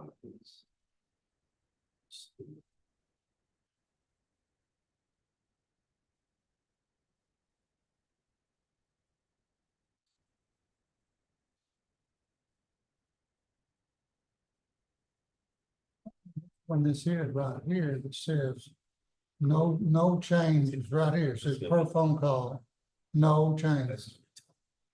No, we're on JP. This is, right here. Precinct 2. That's gonna be precinct, that's gonna be E. No, JP's, Justice of the Peace. It's gonna be JP2. Be Dawn. Because Dawn can't make. Yeah, but he's saying no changes on the whole budget. He's saying no changes on everything. No changes per phone call. But I don't know what JP it was. It's gotta be 2 because I got 1, 3, and 4 here.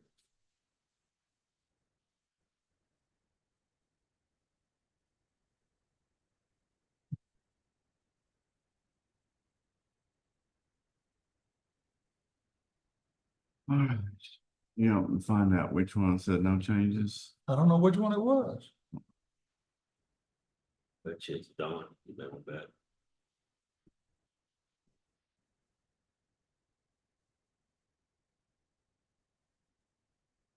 Yep. It is JP2. No changes.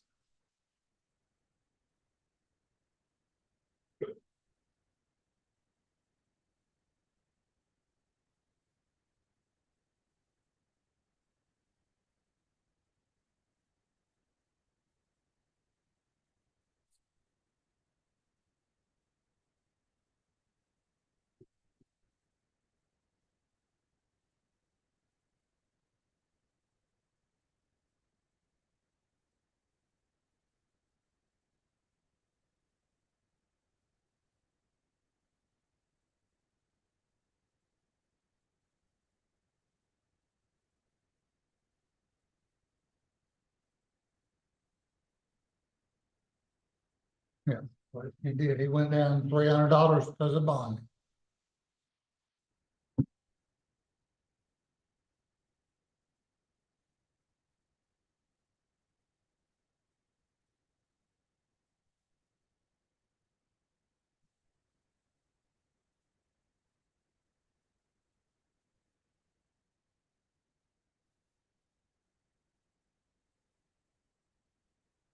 All right, so I have. Chad, this sheet right here. Basically, I've lined up the 4 JP's. Requested budget for 2025, so column 1 is JP1, column 2, JP2, 3 and 4. So just, this is a comparison. So is there anything that you think that, after looking at it, that we should modify or change? Payroll bigger than 1. Because they didn't put benefits in the last one. Yeah, we don't. Payroll's done. We don't, well, all we gotta do is look at expenses.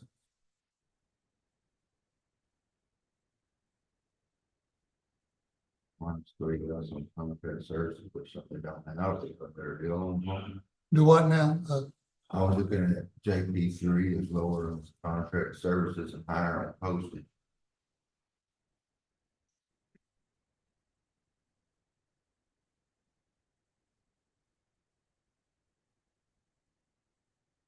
Well, they're all in line with the exception of training and travel.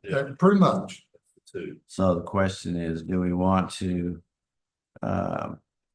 lower travel on JP1 to 2,500 to match 3 and 4?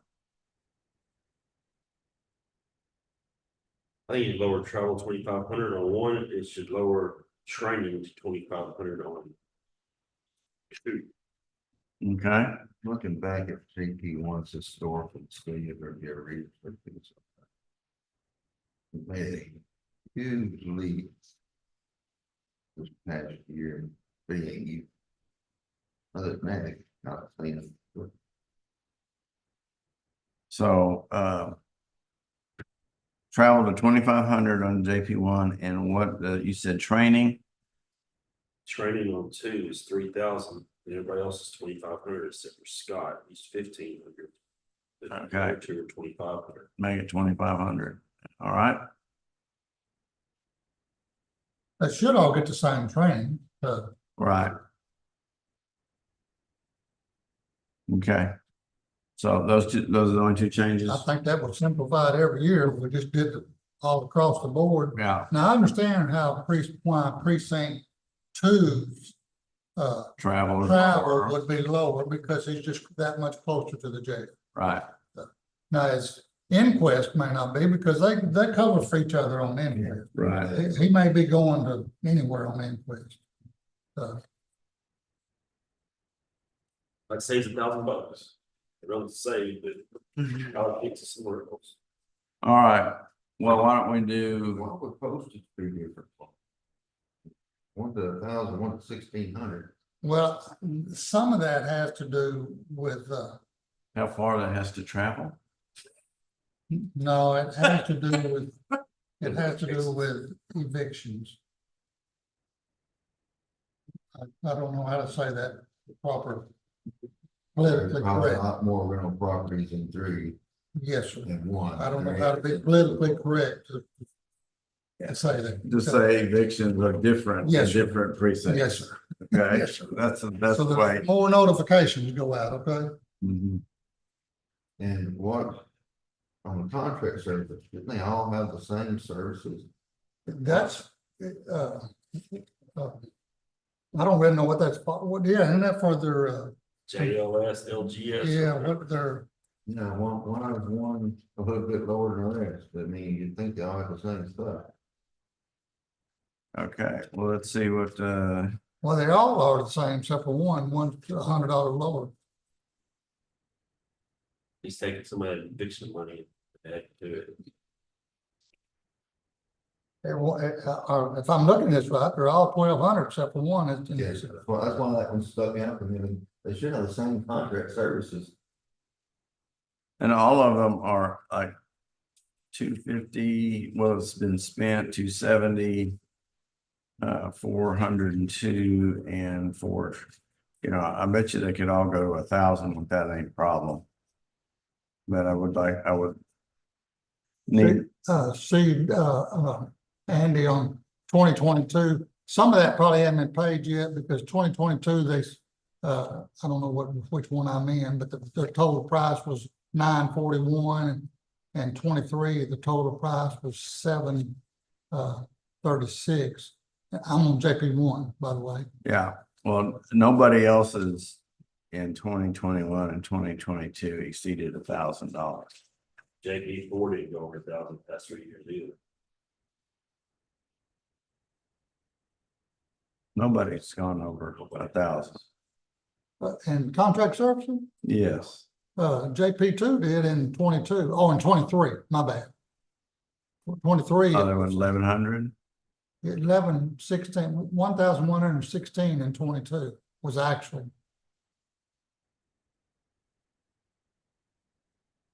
So that's one of them deals they're just being careful. Well, I still think we go down to 1,100 Oh, on yes, all of sir, them. all the way across, yes, sir. Okay, I agree totally. We're up to 1,300 now.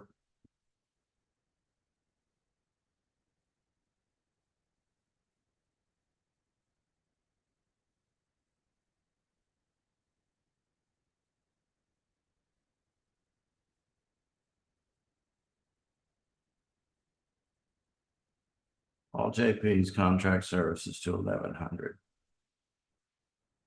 Okay. Got that. All right, And all travel to 25 except for 2. right, It'll stay at 15. right, got that. And training gonna be universal across the board at what price? Now training 2 went down to 25 from 3. And 3? I mean, two. Down from 3,000 to 2,500 in precinct. Right, okay.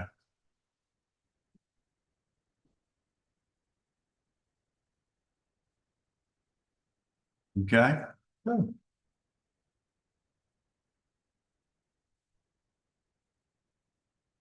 And we finished up the treasurer, didn't we? yes, we did.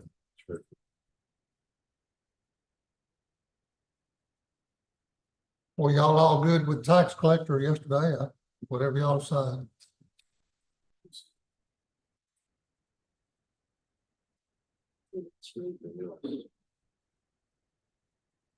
Are y'all gonna have your budgets in today Yes, sir. so that we have a updated one Yes, sir. tomorrow? How much you check? Okay, Yes, sir. I just, texted Judge Martin to see if it's ready.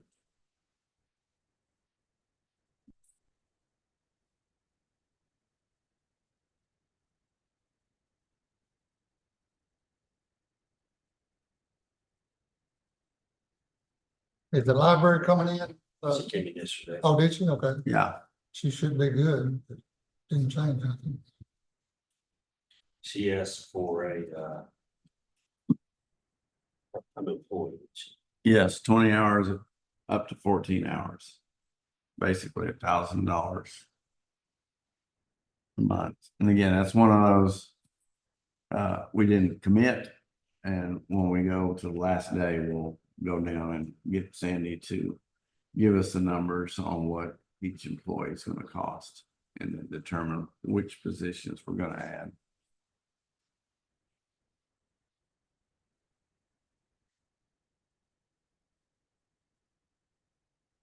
And in conclusion, we got some changes for you. We're waiting on Judge Martin. I think you just got that for you. Okay. You want them now or you want me to get with you later? Yeah. Okay. That's good. There's not much. These are JPs. We went back to JPs. JP1 travel will now be 2,500. JP2 training will now be 2,500. And all JPs contract services will be 1,100.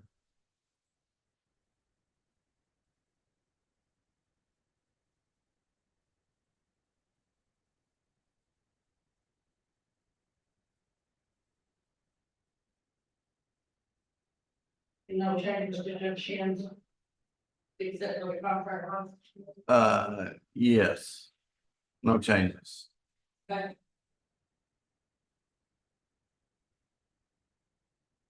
If we do it in county clerk, we might need a decision. We discussed it and we compared, we had a question. Well, one of the things I just told the commissioners is that I want you to do is we're gonna come back next week. And I want you to do a spreadsheet of all the additional positions that have been requested. And what the total cost is gonna be for those, so that we can go through and determine which ones we are or not gonna do. And that would include the EA position. But there were no changes to the line items on the county clerks and the elections. The question we had was the totals, because it appeared that even with adding an election administrator, that the total salaries were going to go down. We need to get that verified that that's correct. And where that came from was roughly $30,000 in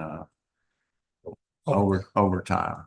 And we just want to verify that the numbers, because you haven't put it in yet. And we just want to make sure the numbers add up. So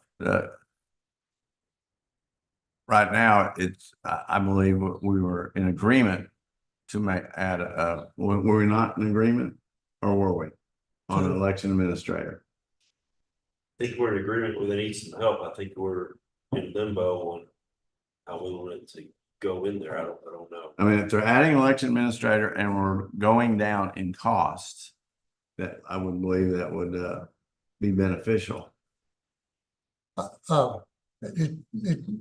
It'll just never work. And if you can't do it with the same amount of people right now, how in the world are you gonna do it with the same amount of people?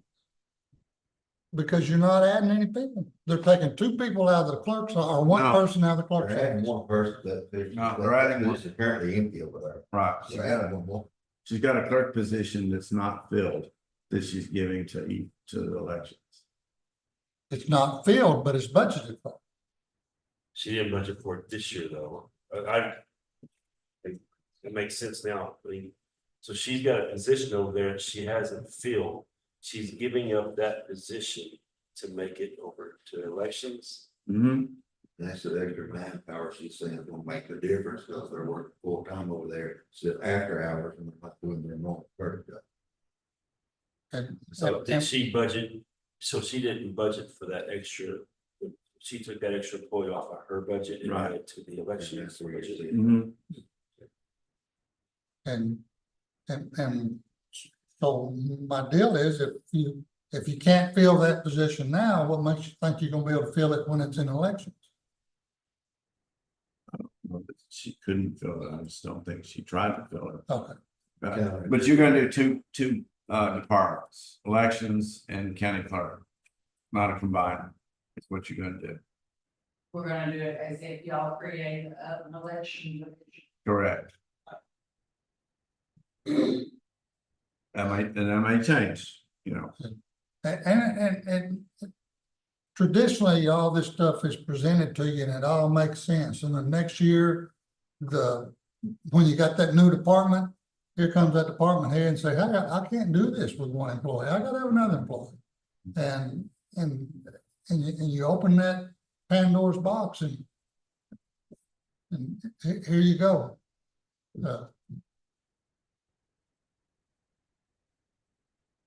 What did they determine that minimum salary was for a exempt person?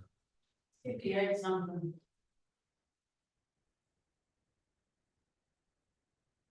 Little over. Will it EA an exempt position? Being an administrator, Huh? being an administrator. She'll have to be whatever that is. Well, she's gonna think she's gonna draw a contract. Excuse me? She's an administrator. Who we talking about? The administrative position would be a exempt Position. On position. the EA? If you create the EA position, it'd be an exempt position. But we made it high. I mean, they requested it to be at 58.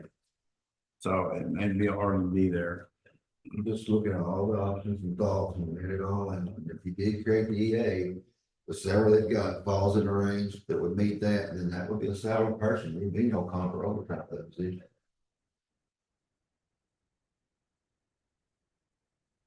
So when that happens, and that person is not here a lot of the time, you have no say so in it.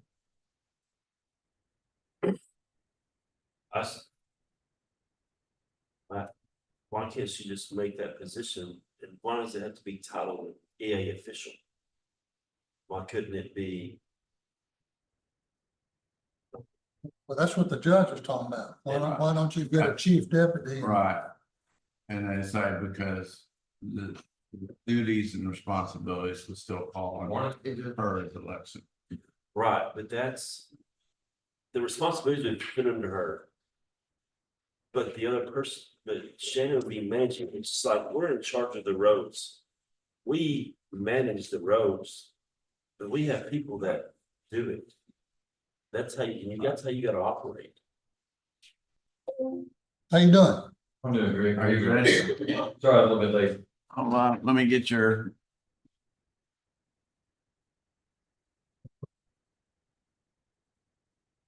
How you guys doing? Y'all had a rough go. Yes, we have. District Court. Last one. What is, oh, it's the last one? Yep.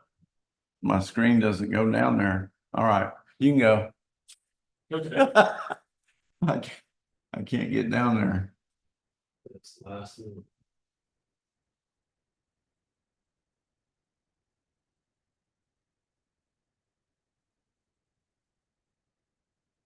Just grab your cursor to right there to the left. Go like straight down to the left a little bit. You're right here. Just grab right here. If you know, is this the only one that's up, or can you move all the way? Yeah. down? I can, if I can If get you're all in my there, mouse settings. that- but I can't, it's not going to the, There it is, that's it. Yeah, right there. okay.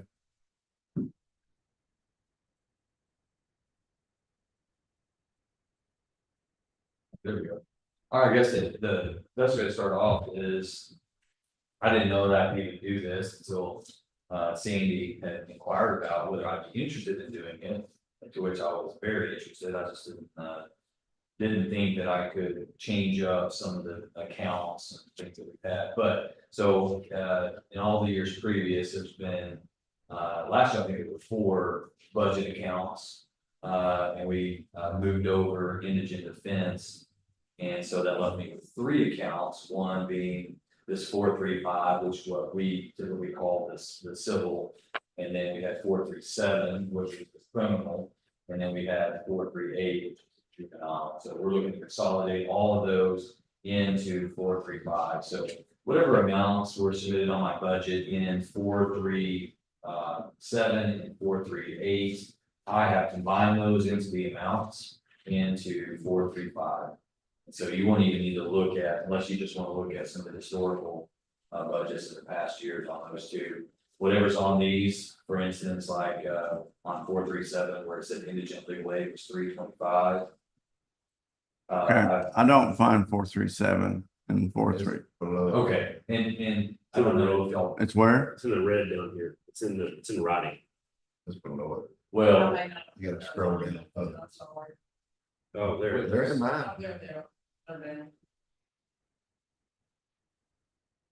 Maybe it's up because that's, Snap. no, there it is, 438, there you go, that would be the juvenile, see, like, for instance, they're 2,500 that's for juvenile cases. Oh, okay, you're doing the- I'm gonna move all of that into 435. okay, That'll be our main budget, so like in 437, which was our criminal, I had 325,000 budgeted for indigent legal aid. I'm gonna move that over into 435. We're still gonna split between civil, indigent legal aid. I'm asking the auditor's office to create a line item for the criminal budget, but it's in that same amount. So I don't want you to see 325 at the bottom of that one and then look over at 437 and say, hang on, that's, we got $650,000, So I don't anyway, interrupt, Judge, but Sandy, I've got 2 435s in here, one on the top and one on the bottom. Which one is the one he's presenting for? And which one's his record? And with the top one is the one he turned in. We should be looking at the bottom one. One, Sandy's combining it on the bottom. Yeah, that's one, which one's got everything combined? Okay, sorry about that, Judge. I was okay. wondering in the right Yeah. place. The- we're the- all looking at the same thing, it makes. Yeah, the very lowest one. Yeah, so she just added all. So anyway, really, there's, in my main budget, what we've been doing year to year, nothing's really changed. I tried to stay within those same budgeted amounts. You will see, Judge Reese and I talked about this yesterday, with us moving out of the CPS court and moving that docket in those cases into the county court of law. We would be I would be releasing the indigent legal aid that existed in 435 last year or this year. I'm gonna be releasing that at the end of the fiscal year so that Judge Winters can. He's budgeted that. I don't know if he's had his hearing. no, he Okay. hadn't been here, So, but yeah, So we moved out of the child protection court and CPS court. I had 2 line items. I had what was known as 435 indigent legal aid. And that was last year, I think that was an amount of 350. And so from that, we paid our CPS attorneys. Since we've moved out of that CPC court, or child protection court. you say Yeah. the 294th, right? You say when you moved out, you're talking about your court. Well, no, I'm saying that since we have decided to bring the CPC, the child CPS cases into the county court of law and out of that child protection court, which Okay. was managed and docketed by an associate judge, paid for by OCA, we've left that. And we brought the docket back into the county to be presided over by Judge Winters. in the county court of law. So right now, that transfer has already happened. Judge Winters is taking over the CPS docket. We no longer have an associate judge dealing with that. There's no longer objections to an associate judge because Judge Winters is an elected judge. So he's going to be hearing all of the CPS cases from beginning to end, from removal of the kids to trial if one happens. And so right now that's going on, but I've retained the payment of those attorneys for this fiscal year. At the end of the fiscal year, Josh is gonna pick that up, and Mhm. I'm not gonna have that going to anymore. Josh is gonna assume the Okay. money, so it was easier for us, felt like it was easier for Sandy, Josh, and I just continue to pay the bills for the Right. CPS attorneys, even though he's handling the cases. Same way I was doing it for the associate CPS judge, they were handling the cases. We were paying the attorney. Right, other than the increases in your two contract lawyers, the indigent legal defense is not gonna rise that much, correct? Correct. Should Correct. be the same, okay. Yeah, I think, and so what I put, and I think what Sandy has put in here for us, the 325 for the criminal budget. That's for the two contract attorneys plus any that where we would have a contract attorney who was conflicted out, say that 3 people committed murder and I have to assign a contract. I've got 2 contract attorneys and I have to assign a contract attorney to 2 of the 3. There's gonna be a third one there that I'm gonna have to provide counsel for, and I'm gonna contract for. So I'd have to go out and find an attorney that is willing to take it. So the contract amount would be the entire budget. It would be included in the budget. And so I have to have more to make sure that I tend to those conflicts and also any appellate cases. So for instance, we've had 2 murder cases. Well, we've had 1 murder case and 1 theft case and then 1 assault case. They've all gone up on appeal.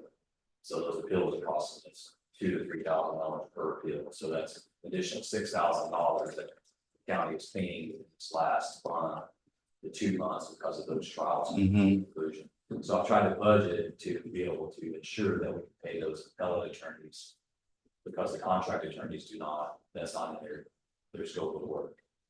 So I believe 325 will be sufficient. I believe 325 will be sufficient to have the contract taken care of, any work that we have to do outside of the contract. And I put it there expecting that we're not even to get to that, but just trying to be conservative in case. I'd rather have it there and not use it than not have it there and have to come back and ask for an amendment. Right. All the other amounts are, you'll see they're with the same budget as we had last year, and we're staying well within budgets and coming short of the budget on any of them. The only other issue that I have is what I'm gonna do about the court. How I'm gonna deal with that. You're not aware, I've seen that email. During our last trial, the jury room flooded, we had to get the jury out of there, we had to relocate them to my office. Ceiling tiles, I feel like are getting to that stage, but I think they're gonna fail by the vents. You got some damage happening in the back too. It hasn't taken on so much water yet, but I don't know where that leak's coming from. I don't know what's going on with that. I don't believe it to be condensation because condensation doesn't come in at the rate that water is coming in, and it was coming in when we didn't have electricity. So their emission wasn't running, and it was just pouring in that day. So my plans were to try to find a commercial space in town and move the court to that.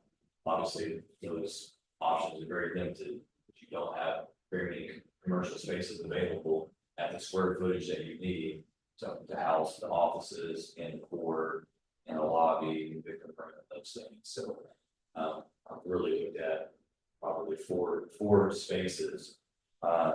3 of them are available. 1 of them's got a lot of work. Y'all walk through this main building over here. This is ideal for us, except that the amount of time it would take to renovate that. I'm not sure how feasible that is on how long it would take. We never really come to a conclusion, the decision on whether or not the government should be doing that.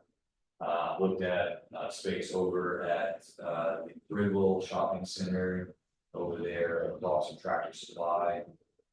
And there's a space over there that's available. I walked through that yesterday, it's no chill. Right now, it's never been occupied. And then, I called on the Bell's building, which is a 20,000 square foot facility that, would be too much space for just me. Mhm. So I really haven't considered that. I think that would be a waste of money if it's just one office going in there, so. What I'd ask for and what I want the commissioners board to consider is that. If I have to go and build out. Program in the shopping center. The price, the lease, what they're asking would be covered by that budget request of 85,000. I think we get a much better deal than that, considering this thing has never been built out, it's currently unoccupied. So I just had to put a budget amount in there, I did that based on what they were asking per square feet. Obviously, that's not going to include, I don't think there would be enough there to include build out, to put in walls, suspended ceiling, AC, all those things. Run all the things that are necessary to build out, y'all know what those are, so. I'd like to hear what y'all think about that. I want to make sure that I'm pulling in the same direction as the county. But my biggest priority is I've got to have a courtroom, it's not a leak. And it's not going to be unsafe to those entering it. Prosecutor Alfredo Hernandez almost slipped and fell during trial. And that was with us, that's with Mr. Burnett, and Aaron Snyder, and then lobbing it, cleaning it, us wiping, getting down our hands and knees, wiping that stuff up as much as possible. And he still almost slipped and fell. So I've got those concerns that if it's gonna rain, it's gonna leak, we're in trial, we're in hearings, that we're on notice that we have an unsafe condition. And bring attorneys in there, they're gonna be very aware of what the safe condition is, they're gonna know that we're on notice. So I think it puts us in a position of liability if we don't either get that fixed. And we know what the issue is, my knowledge, we don't even know what that issue is, we don't know if it's coming in from the windows, from the roof, from the walls, through the plumbing, we just don't know. And the amount of time it's gonna take for us to figure all that out. Or time it's gonna range from now and then, and actual fixing it, I'm just concerned about that. So. That's my concern, obviously, this is not something we anticipated having to budget for. But it's presented itself, so I'd like to hear from you gentlemen, what y'all think, if you have any alternative ideas or suggestions or ways that I can ensure that I can have order, it's not an unsafe condition, and I don't have to stop, dockets, move juries around and all those things. And also preserve our county money as much as possible. I'll just give you an update on what we are working on as part of public buildings. We know what's causing the leak in the jury room, and it's the flashing on the side of the wall. They identified it for us when they were putting the roof on. It was not part of the roof repair.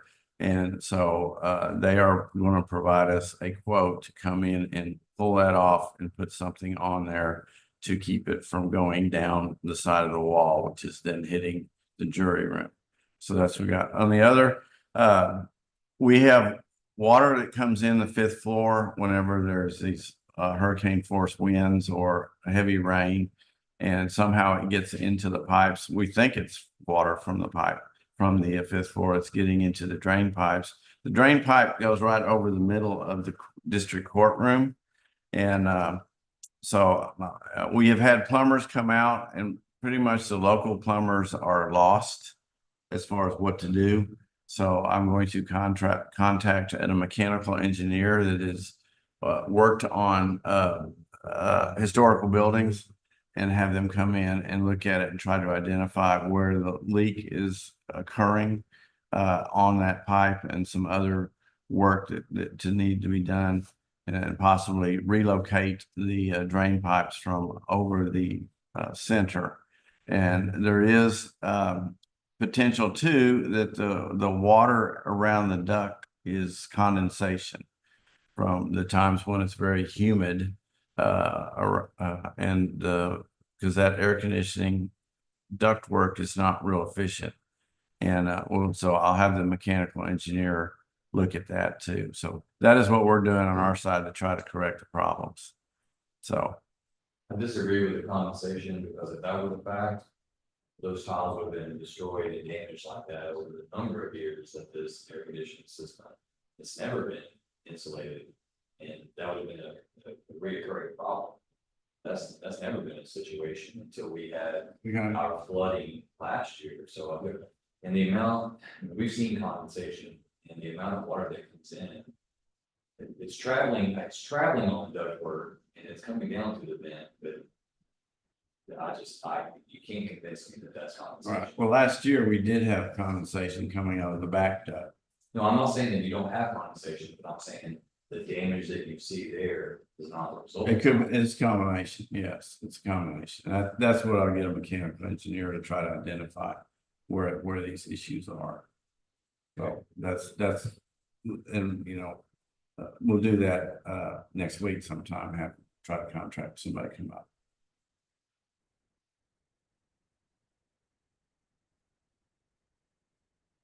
Any other thoughts or suggestions? Flashing something that we think is going to be fixed quickly, or The flashing, the thing is, I have complete confidence in the people that are going to be quoting it. They're the ones that did the coping of the stones up there. They're the ones that did the roof, and they are very professional in what they do, and they do a great job. So again, I haven't gotten a quote. I need to follow up on that, on getting the quote for them to come do it. I'm kind of like Judge. I don't think a plumber is.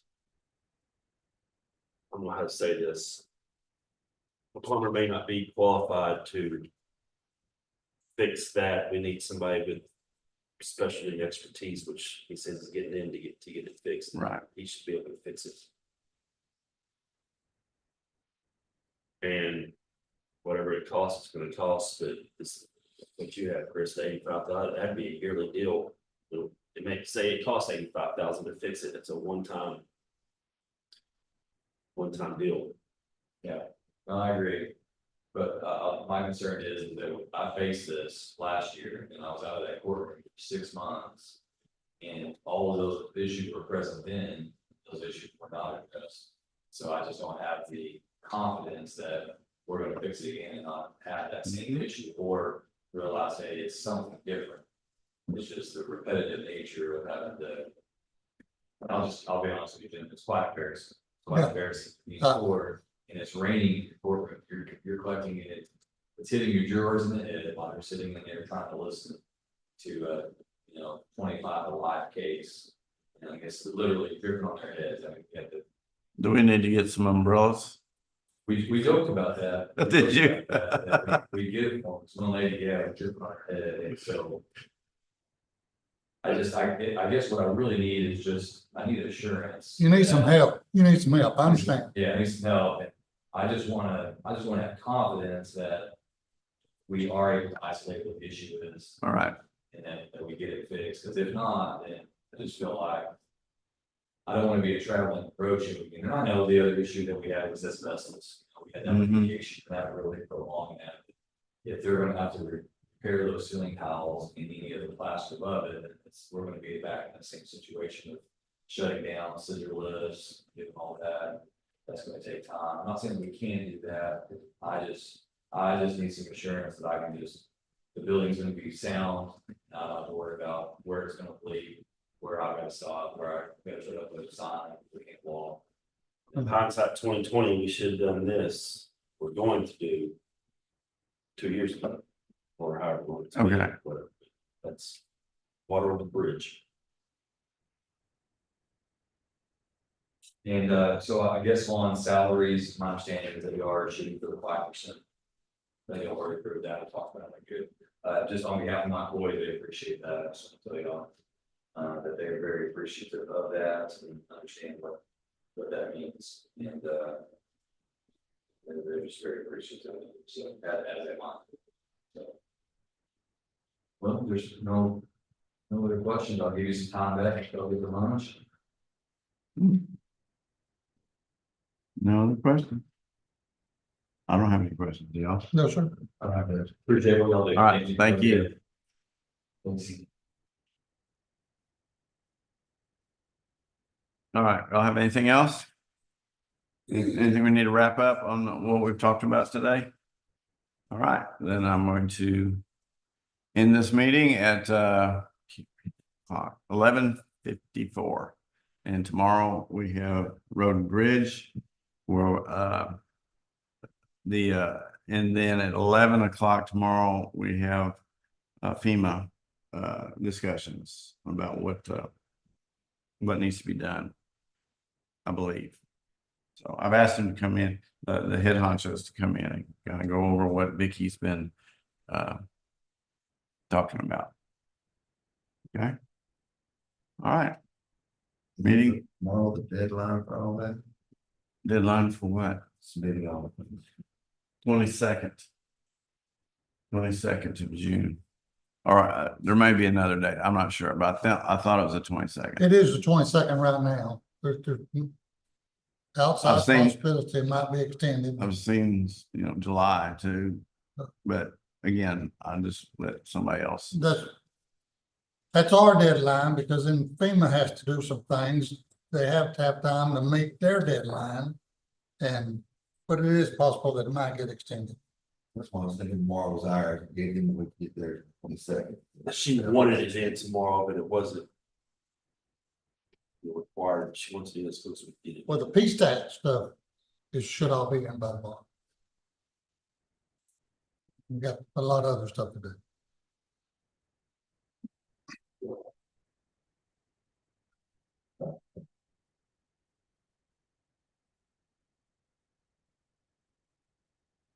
All right. Thank you much, gentlemen.